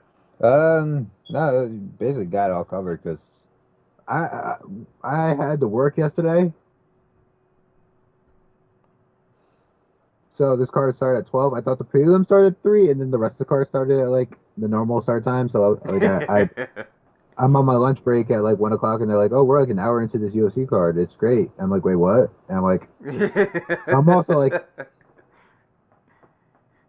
I'm also like, I don't really care enough about it to like sit here and try to sneak it. So I'm gonna just wait. And so I watched at like 4 o'clock this morning. And I like did all the boring parts, but but it was also like 4 o'clock in the morning, so my memory of the card outside like the main event is just like fuzzy-ish at best because I watched at 4 o'clock in the morning. So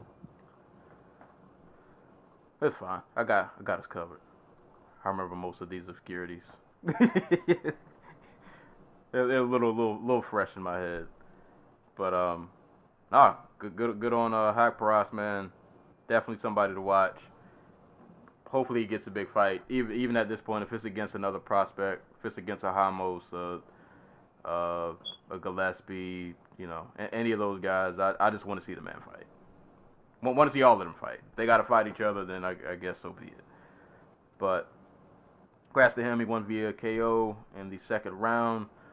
Moving on to middleweight, I don't really got a lot to say about this fight.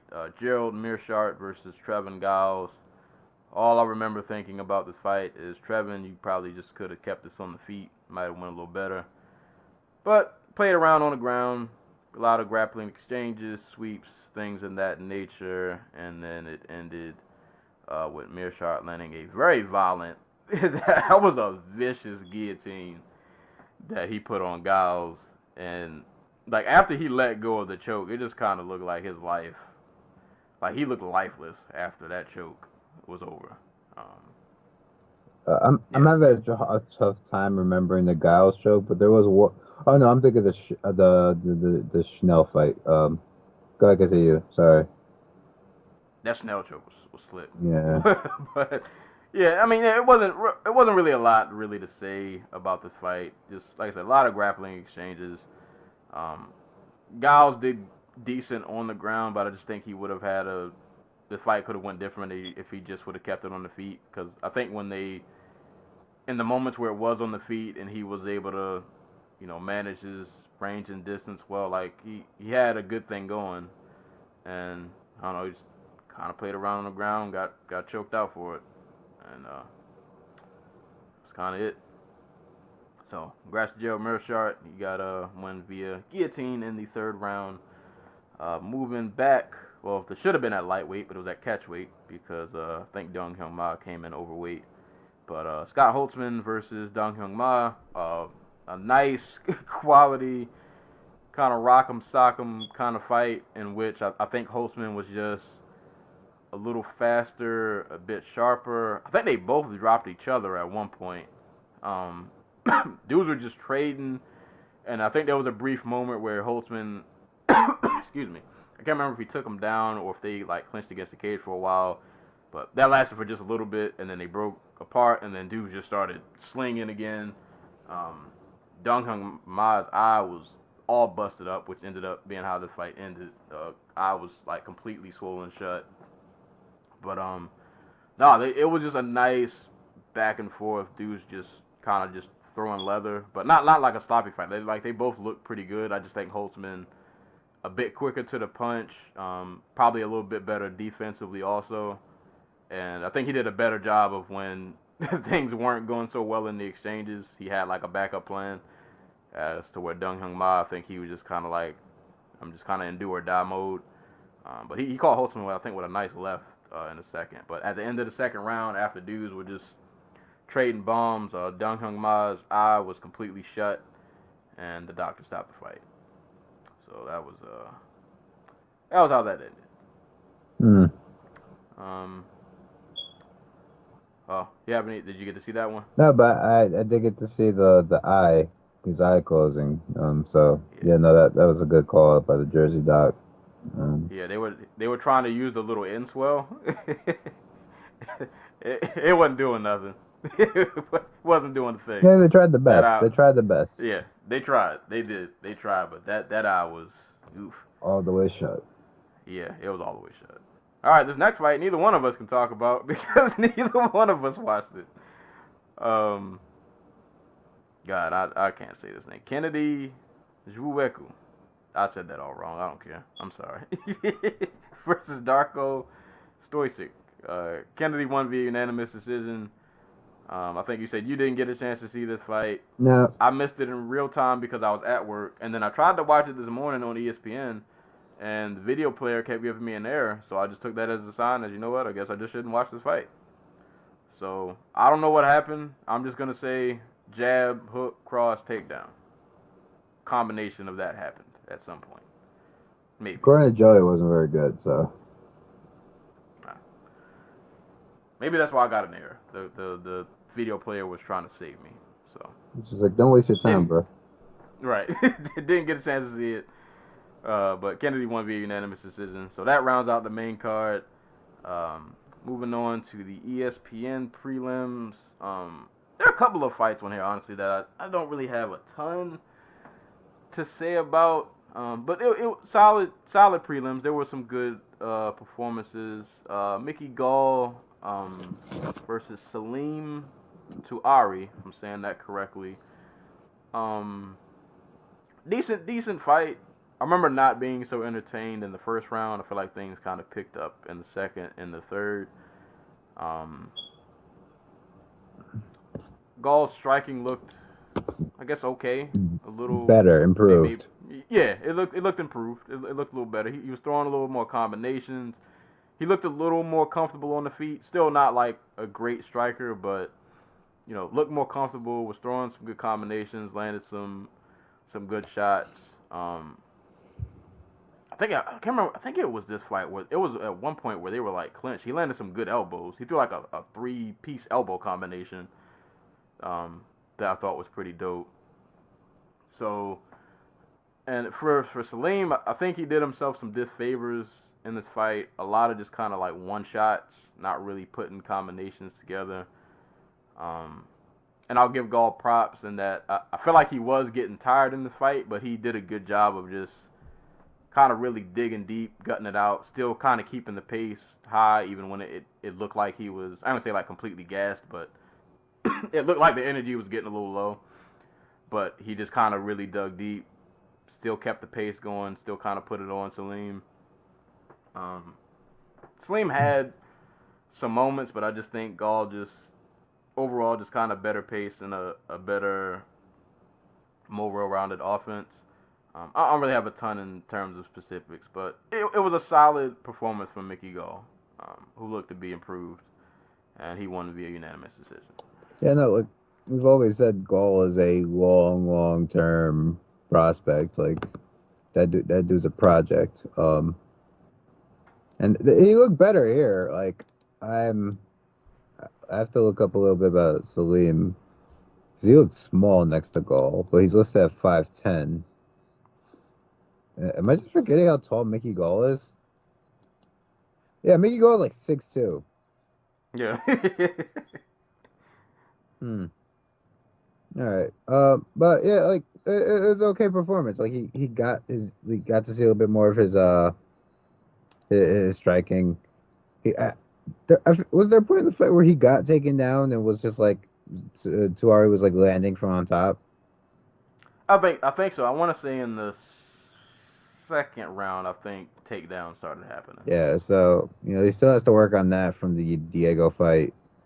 Cardio's an issue. They said they were working on it. That's not something you build over one fight. You gotta. That's a whole. That's a whole. That's a whole part of your game. You have to. That takes a while to build up. So, like this is the type of performance you want after your guy gets knocked out in, fighting somebody everybody thought he would beat. Like you need to rebuild his confidence. He's still super young. I think it's only like his 5th or 6th win. 8th fight overall, I think. Yeah, so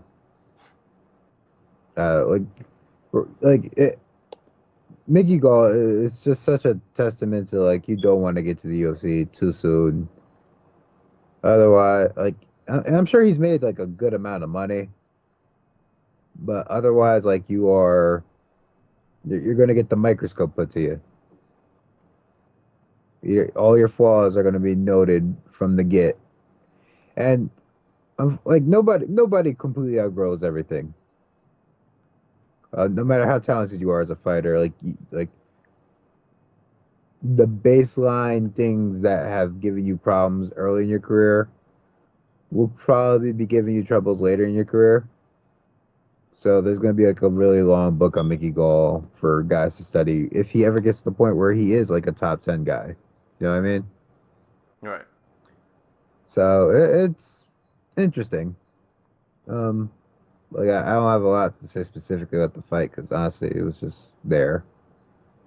But if you're Team Gall, this is a good sign. Progress is always good. I mean, it's probably his second best win. It's still crazy that he outstruck Sage. I mean, that was just that one instance. You know what? That is wild to me. Well, he didn't outstrike him so much as he caught him. Like he got beat up in the first part of that fight. Oh boy. But props to Mickey Gall. Got a unanimous decision win. Next fight, Antonina Shevchenko versus Lucy Pudilova. All I remember is in the first round, boy, there was just a lot of clinching, and Antonina just landing a lot of knees in the clinch. And then getting her face busted open. Well, I was gonna say, I feel like I'm gonna assume that was Valentina in the background after every knee. I heard a hey. Yep. I'm gonna assume that. Yeah. It's like, all right, we get the point. She's landing knees. We get it. They were clinched for a long time in that first round too. And it's not like they weren't working. It's just it was a lot of like exciting. Yeah. Like it was a lot of. Yeah. I mean, some of the knees were pretty good, but it was like, man, these guys are clinched for a good 3 to 4 minutes. Just kind of clinch work. But no, you were right though. That elbow that Pudilova landed, boy. That was deadly. Like Think what? Yeah. Instant cut. We also saw a little bit of Antonina off her back with that armbar attempt in the first round. Right, and that was that was good to see, cause boy, like after getting elbowed, and then you don't want to see like, oh boy, she's bleeding, and then she gets taken down. It's like, all right, please don't let it be one of those fights where like you had a good, solid first round, and then you get taken down, and then you just kind of like fall apart. Right. Yeah, like she looked like she kind of knew what she was doing. Clearly, she's been practicing that part of her game. It looked like a decent armbar. Mm-hmm.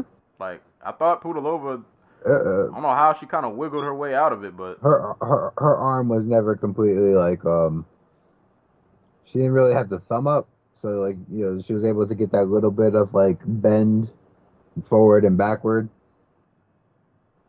so that she was able to wiggle her way out. Like you want the crook of the arm facing straight up in the air if you're going for the arm bars, and she was able to get hers to turn down a little bit. So yeah, slick stuff. And like Cruz was saying on commentary, like women super fucking flexible. At least can compare to like some of the dudes we see who are literally just muscle heads in the UFC. right. Oh yeah, you mentioned she won by rear naked choke. Hey, good. Yeah, let's get to that. Like, so if you're going for a single leg, don't go for the one on the opposite side of the of where you are, like along the cage, because like as soon as she committed to that single leg, like I was like, oh my god, her back. There is nothing stopping Shevchenko from just taking her back. And sure enough, she just wraps her arms around her head, follows her to the ground, and gets her back. Like, there's a reason you don't see guys like shoot for the leg, the opposite leg, when they're along the fence, because like you're putting your head, you're exposing your back. There's nothing to stop Shevchenko from stepping over.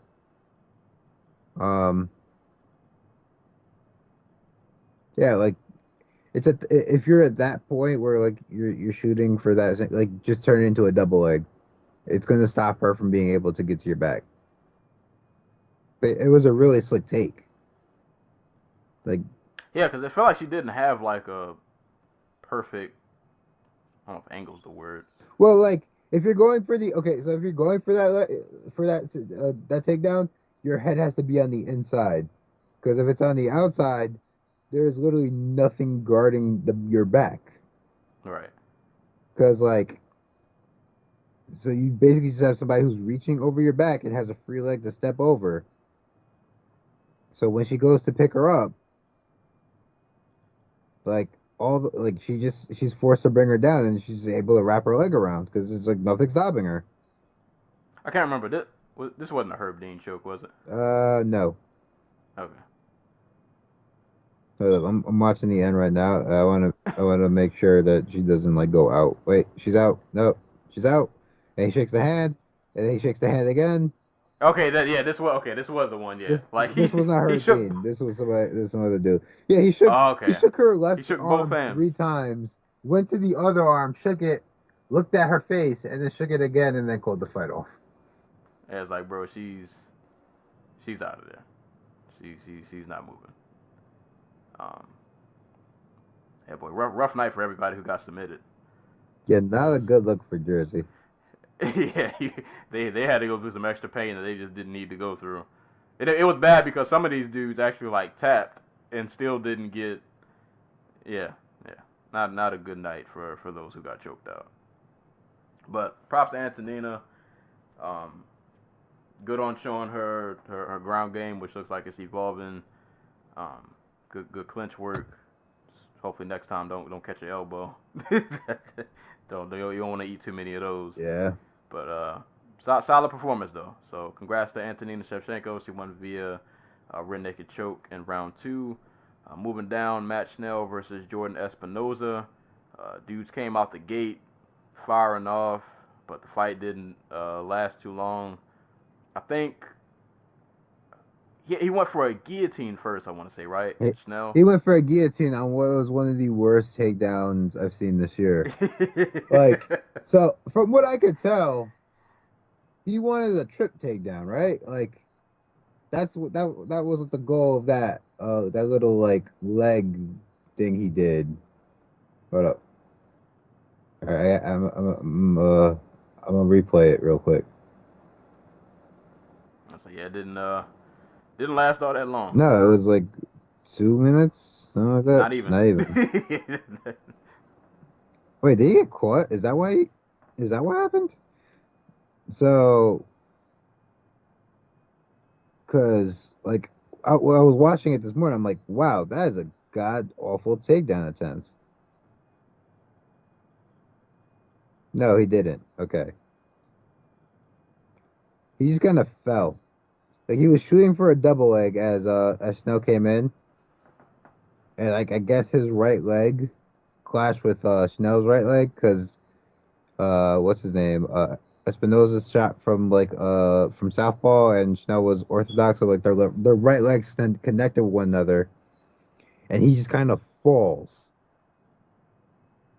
and Snell backs up. Yeah, so like he basically tripped. He tripped, He tripped himself into a guillotine and then into a triangle. basically. And it was kind of slick because like he, when Chanel locked in the guillotine, after like the first couple seconds, like, all right, he's not getting this. But he was inching his legs up. Like it was like he was already a couple steps ahead. That he knew what he was about to do. Oh yeah, he had his legs above the arm for the guillotine, so he was just able to slide it up. Yep. Some really slick shit. Yeah, it was really slick, and it happened pretty fast too. And then he locked the triangle in, made the adjustment, and boom. I think Espinosa was like the one guy who got choked out, and like when he tapped, it was over. Mm-hmm. Like he didn't have to go through the extracurriculars. Yeah, But, props to Snow because he let it go as soon as he tapped. Yeah. So yeah, congrats to Snell. I'm just realizing this fight was at flyweight, so who knows what happens to him next. Hold up.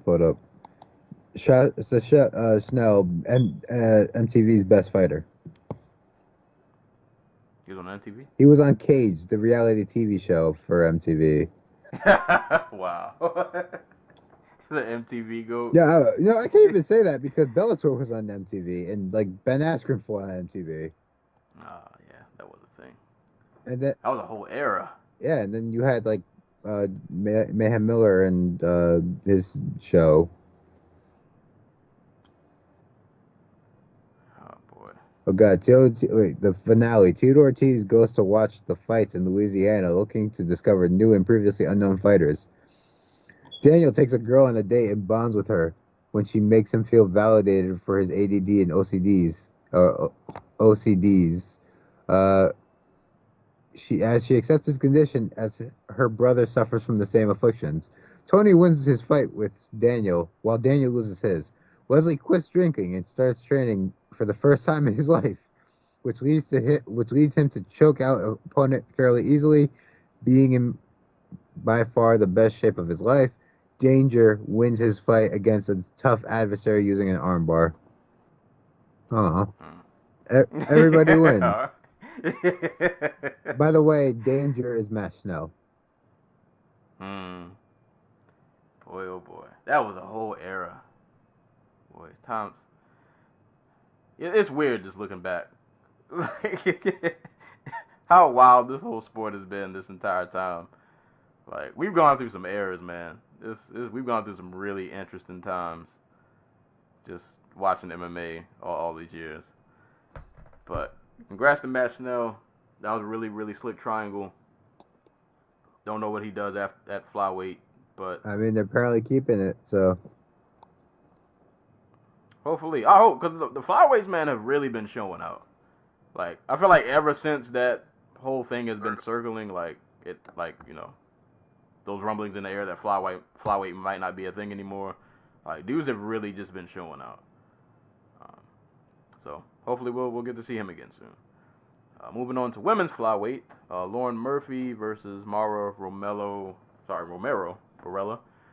I don't remember this fight in a ton of specific detail other than the finishing sequence where I think Murphy caught Barella with a right, had her back circling around the cage like crazy, and then she eats a knee. And I didn't even think initially on impact that the knee was like that hard, but it did land kind of flush. And then she just kind of dropped and ate some pretty nasty ground and pound for her troubles. And that was it. Fight was 3 rounds. I just kind of remember those last like 20 seconons. It was a lot of Lauren Murphy throwing like really ugly hook punches that scared Mero off. Barella didn't do too bad. If I remember right, she got a couple takedowns. She landed a couple nice straights. Was that like I'm not gonna say she was winning the fight, but she definitely got some offense off. Yeah, then Murphy cracked her with something. I think it was it uppercut on the takedown attempt? Yeah, I think it was an uppercut on a takedown attempt for Barella. Um, and then that rocked her, and then she ate that knee, and her face completely just shut off. Like they did the slow replay, and you can see her eyes just get glossy. Ugh, that's never good. Yeah, so yeah, dude, like um, when Laura Murphy is given the opportunity, she is extraordinarily violent. Like elbows from the top, bust a lot of these women's faces wide open. Um, what's the one she did in what you call it, LFA or LFC, where yeah she just absolutely destroyed this woman Jennifer Scott from the top and had her like in the crimson mask and everything. It's crazy. Yeah, like when Laura Murphy's given the chance to be violent, she is extraordinarily violent. Hey, keep the knees coming. Keep the knees coming. I mean, like she's now what 2-1 at flyweight. Which almost means title shot. Man, we say that about everybody. Hey, Like, they come in and get one finish, and we're like, "Hey, you ready for ready for Shevchenko? I mean, why not? Fuck it. Ready to run the gauntlet?" I mean, it's either her or Chukagian. Chukagian already beat her. Or Maya, I guess, but I don't think anybody wants to see that. I don't know. I'm trying to think of who a good fight for Warren Murphy would be. Maybe like KGB Lee. I'll be down for that. I won't be mad at that. Speaking of extraordinarily violent people who don't get their due, Claudio fucking Silva. Why do his punches sound so loud? Because they have all of his frustration from not being able to fight in them. Why did he punch Cole Williams so hard? Like, oh man. Yeah, I don't remember a lot of this fight in detail other than he was throwing really hard. I just remember just the sound of the ground and pound when he took his back. Like, every hit just sounded like he was slapping him with a baseball bat. Yeah, it was when was the last time he fought before this? 20. Oh, he fought earlier this year against Danny Roberts. He submitted him. Yeah. Hey, he fought last May. Not like 2018. Against Nordine Taleb. But 3 straight submission wins. He has a win over Leon Edwards, and he's 5-0 in the UFC. A really quiet 5-0. Well, those first 2 wins came all the way back in 2014. They took 4 years off. Dude, I'm like, he took 4 years off to build up some rage. Then he came back to just, I'm find a healthy way to unleash this. Dude, man, I'm with the story, man. You know what I mean?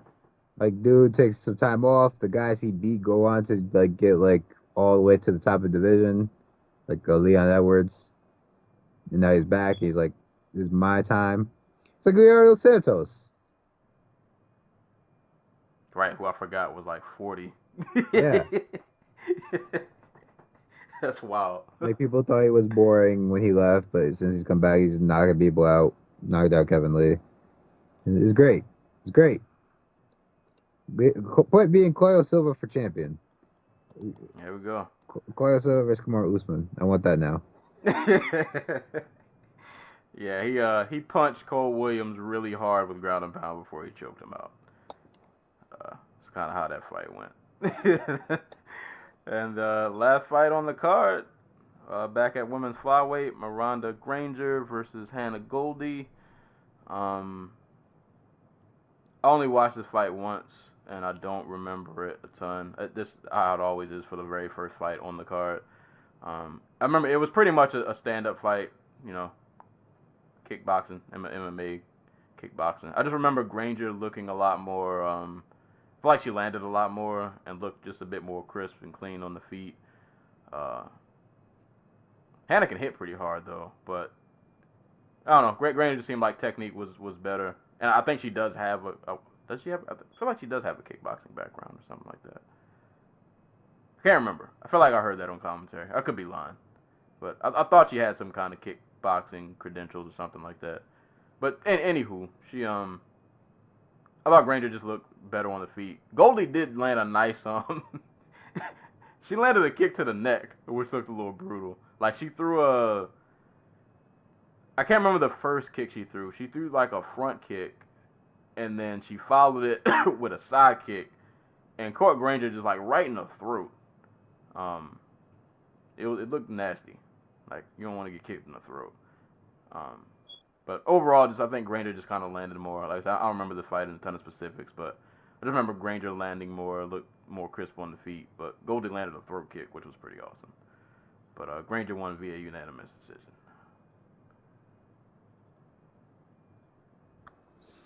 Oh yeah. All right. All right. Mm, yeah, like Granger, more volume. Like Goldie was really trying to get those like side kicks off and those like short like round kicks, but she was just way too like she just never found her range. Um, they both had a surprising amount of pop on their punches. Like when they did land, like could tell it really shut the other one down. But Granger just put more out there, was the one who came forward more, dictated where the fight took place, and was the Ranger of the two. So yeah, no, good debut for Granger. And that was it. that was UFC Newark. Like I said, on paper, it looked like one of those cards that was gonna be, but it turned out pretty solid. Like I said, obviously the main event didn't go the way many of us wanted it to go, but I mean, aside from that, it was a pretty solid night of fights. Got some good performances, got some good finishes. Jim Miller's still out here getting wins. Haqparast knocking people out with the left. A lot of people got choked out. Some people got choked out a little too much. But all in all, it was a pretty solid night of fights.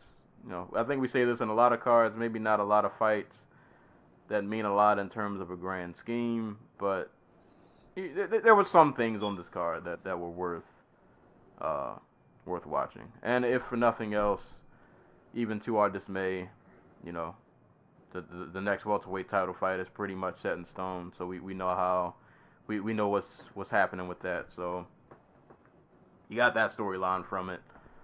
Yeah, I don't really have much else to say. It was just a solid night of cards. Like if you missed it, I'm not gonna say you really missed out on a lot, but probably one of those cards that you could go back and just kind of watch highlights of. And I think you'd be fine. But like, if you choose to go back and watch it, it still would be a solid watch. You can watch the Miller fight; it lasted all of like a minute. You know, watch Nasrat Haqparast. You know, I guess I don't know. Watch the main event, depending on if you want to do that to yourself or not. The Holtzman Dong Hyung Ma fight was fun. Go watch that. The Snell submission was pretty slick. So there was stuff on this card to pull from. Like I said, you didn't miss a ton if you didn't get to see it, but if you want to go back and watch it, there's some fights I think are worth a peek. So it was a cool card. That was UFC Newark. Go give that a watch, and then definitely go back and watch One Championship Dawn of Heroes. That was a pretty dope card that had some good fights on it. Coming up next week on August the 10th, we will have UFC Fight Night Uruguay in Montevideo, if I'm saying that right. Headlined by Valentina Shevchenko and Liz Carmouche for the flyweight title. Also on the card, Vicente Luque versus Mike Perry. After that, it gets a little shaky, but You got Lear Latifi versus Volkan Oezdemir, which has been booked 30 times. So that'll finally happen. Your boys on this card, Enrique Barzola versus Bobby Moffitt. Tisa Torres versus Marina Rodriguez. That's going to be an awesome fight. Kind of disappointed us on the prelims. Not that it probably matters overall, but still. Yeah, to be honest, I think the reason they probably put it on the prelims is you have to, I guess, put one fight on the prelims to get people excited to want to watch the main card. And looking at the rest of these, I guess they didn't have a choice. But, you know, Gilbert Burns is on the card. Gilbert Burns versus Alexei Kunchenko. Another one of those cards that in terms of, like, star power, it ain't a lot going on. But hopefully we at least just get some, kind of like how this Newark card was. Maybe not a lot in terms of names, but hopefully we just get some solid fights, some good finishes, solid performances here and there that'll make it worth the watch. So we got that next week. PFL has a card on the 8th, which, let me take a quick peek at this. We got Kelvin Tiller versus Dennis Goldslav. your favorite heavyweight, Jared Rochard versus Satoshi Ishii. Got Viggy Magalhaes versus Rakeem Cleveland. Who else is on this card? And this Habib's cousin, quote unquote, Umar Nurmagomedov. He's on here. Francimar Barroso, Jordan Johnson, once upon a time UFC light heavyweight prospect. Ronnie Marks on the card. Oh, this is like a 205 card. Oh boy, this might not. Ooh. 205 and heavyweight. 205 and heavyweight. Oh man. Dude, it's giving us the greatest fight of the year. My man, Jared Roshaw, Satoshi Ishii. Let's go. Oh boy, this is, talk about tough dads. This is the Barbecue Fight League scouting scouting card. Oh boy, that's gonna be that's gonna be a barn burner. Yeah. I hope they reinforce that cage. Right. Yeah, that's gonna be an interesting card. Those highlights are gonna be one for the ages. And there's a contender series going on next week. My bad. Gotta give a shout out to Invicta. They got a card on the 9th. Invicta FC 36, headlined by Pam Sorensen and Caitlin Young. Also, who else we got on this card? Stephanie Gelchmeyer versus Victoria Leonardo. Lindsay Van Zandt versus Jessica Correa Del Boni. Janisa Mirandin versus Emily Ducote. And a couple of other debuting fighters. Got some people who are like 1-0, some people who are making their debuts. I don't think this card, I don't know if this is completely filled out. No, it is. Oh yeah, all right. It's not a lot of fights, but gotta give it. Invicta does like 7-8 fights or 8 cards. Yeah. The Chantel Coates, the woman who's playing Caitlin Simmons on that card. She's the record holder for fastest knockout in Invicta history. Oh yeah, that she made earlier this year. Yeah, I remember that. So just something. It's something. Oh, and going back to that UFC Uruguay card, Cyril Gane. He's the Frenchman making his debut against, I think the dude's name is Rodrigo Souza. He is a training partner of Francis Ngannou, and he's also a Muay Thai fighter with like a background, though he kind of looks like a savant fighter, and he is also like 6'5" and 250 pounds. So. Yeah, it doesn't guarantee he'll be good, but like the last time a big Frenchman came in, he was Francis Ngannou. So maybe we get a maybe we get a sequel. Maybe. Hopefully he pans out. That would suck. You get a 6'5", just this towering mammoth of a person, and then he turns out to just not be anything. Right. If nothing else, he looks unique for heavyweight, just based on how quick, like how much he moves around and everything. I mean, so it's a good sign looking at his record that all 3 of his fights have ended in finishes. He got 1 submission and 2 TKOs. So, I might have to look up some footage on this guy. And like it's not like he's fighting scrubs. Like the dude's like he's fought some like remarkably good competition early in his career. Like one guy was like 7-1, the other guy was like 8-1. So and he's only 3-0. So like it's something to keep an eye out for. Any I haven't looked it up. Any boxing happenings going on next week?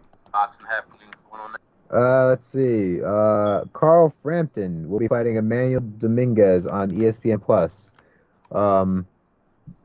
That card will also have Jason Sosa versus Pascal Rhodes.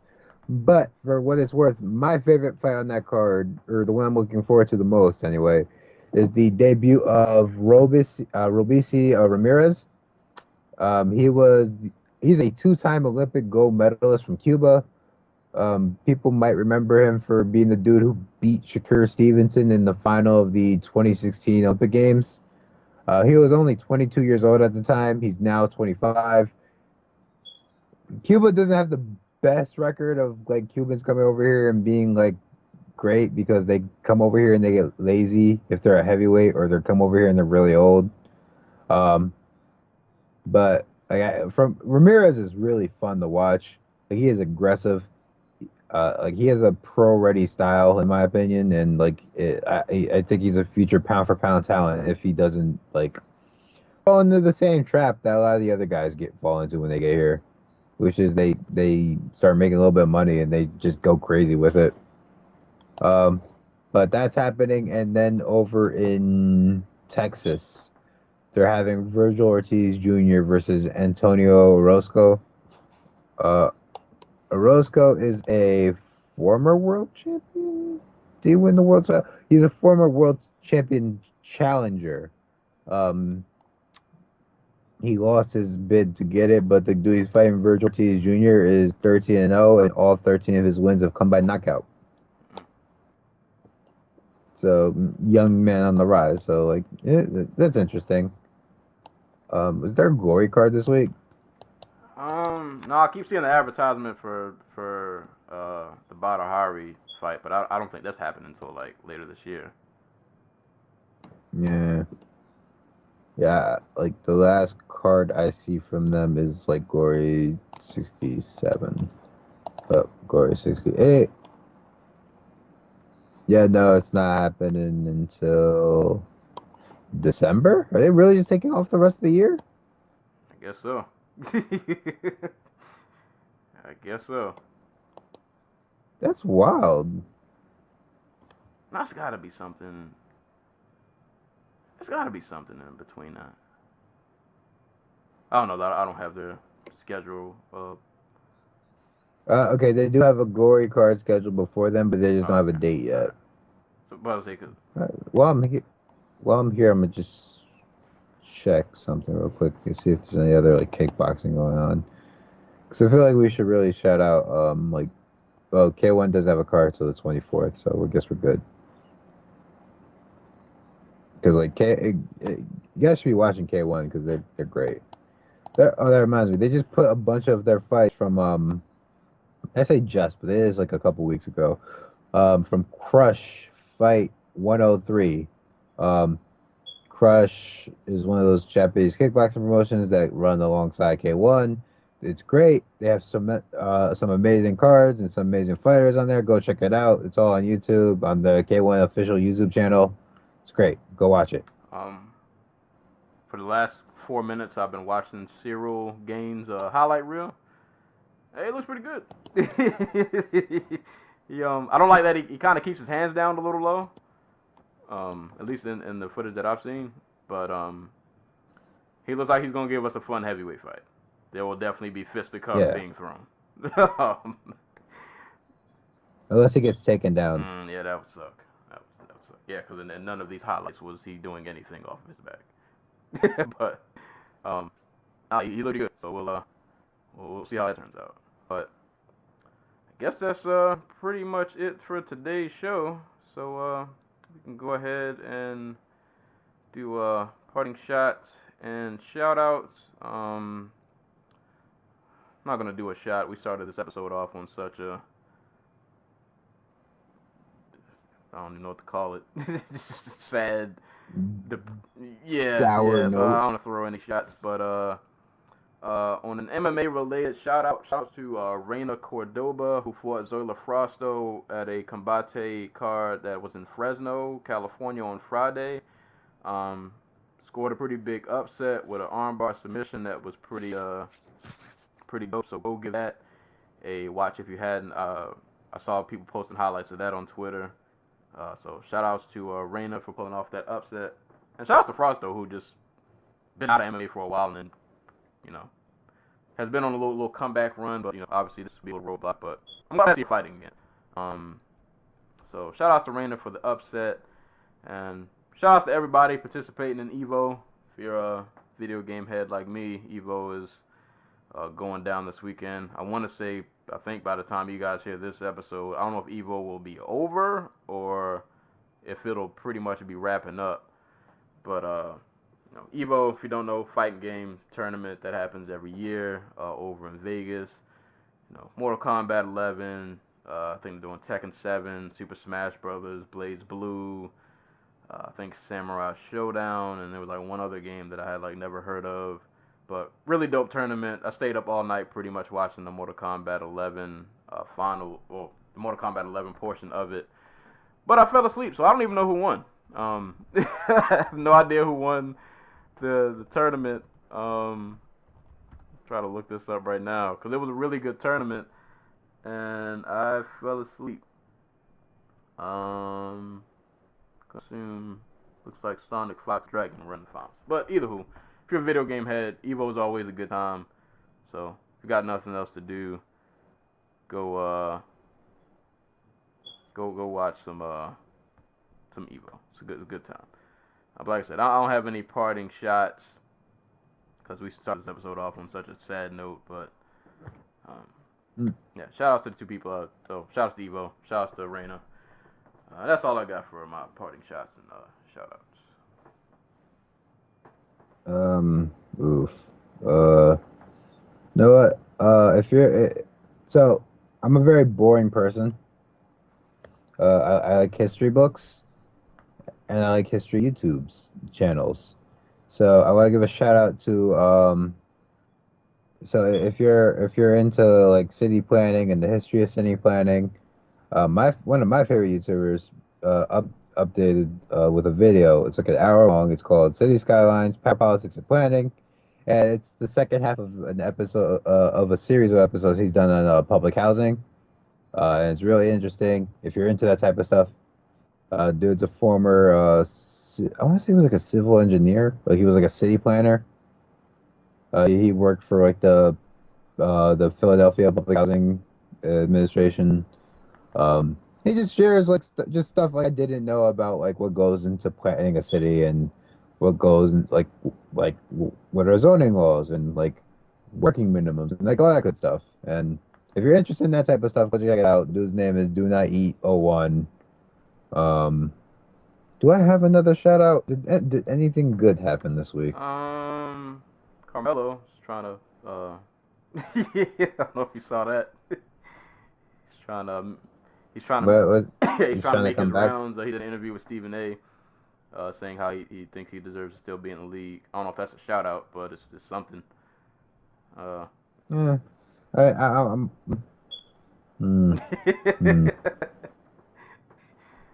I think he'll find a team.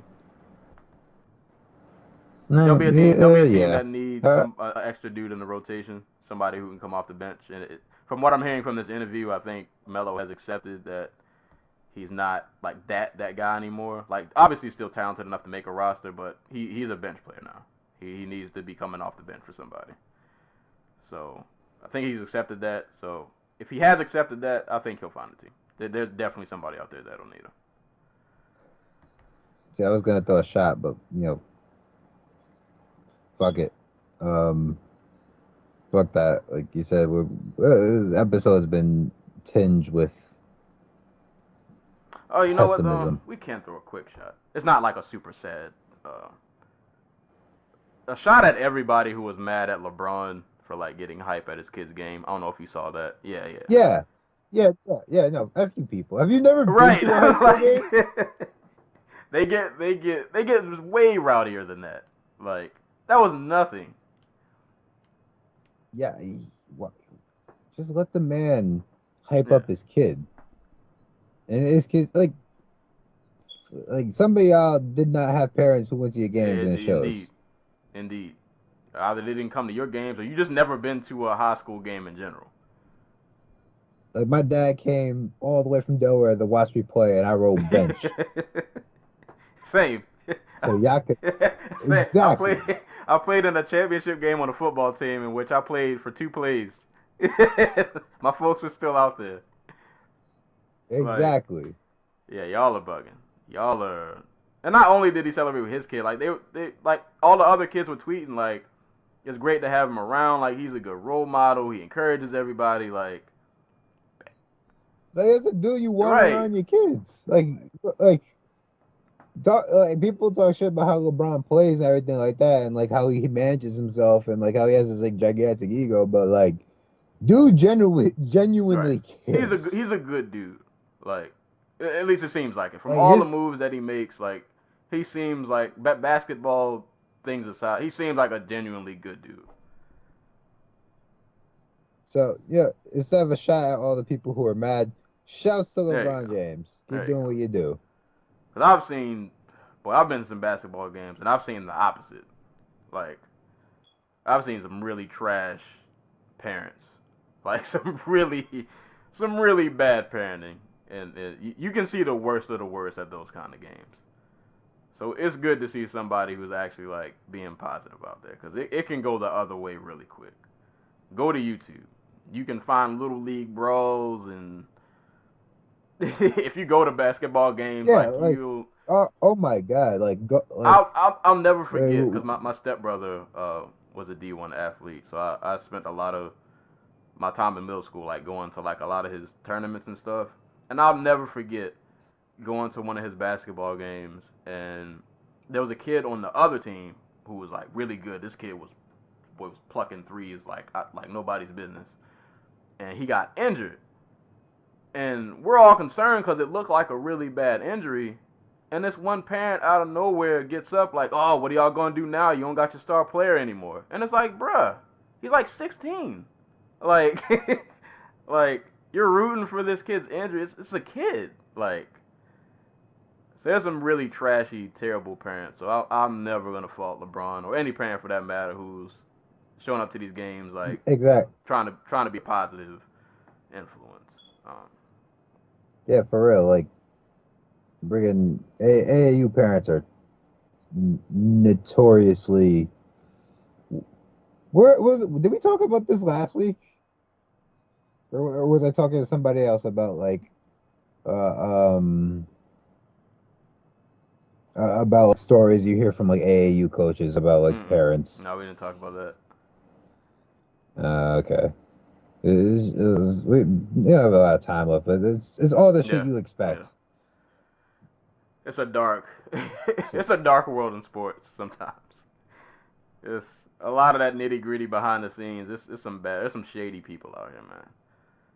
So yeah, shout outs to LeBron for being positive, and a shot to anybody who was out there hating. Dudes are saying like, "Oh, I think he has like a personality disorder." Like, no, you're just a miserable person, and you're mad because nobody came to your games. Or you just didn't have any games. Maybe you just didn't play. Like, you just... Ooh. Yeah. Something's wrong with you. You're the problem. It's not him. It's you. But we'll end it there, because I could go on a whole nother rant. But, thank you guys for listening to the show, man. That's all we got for today.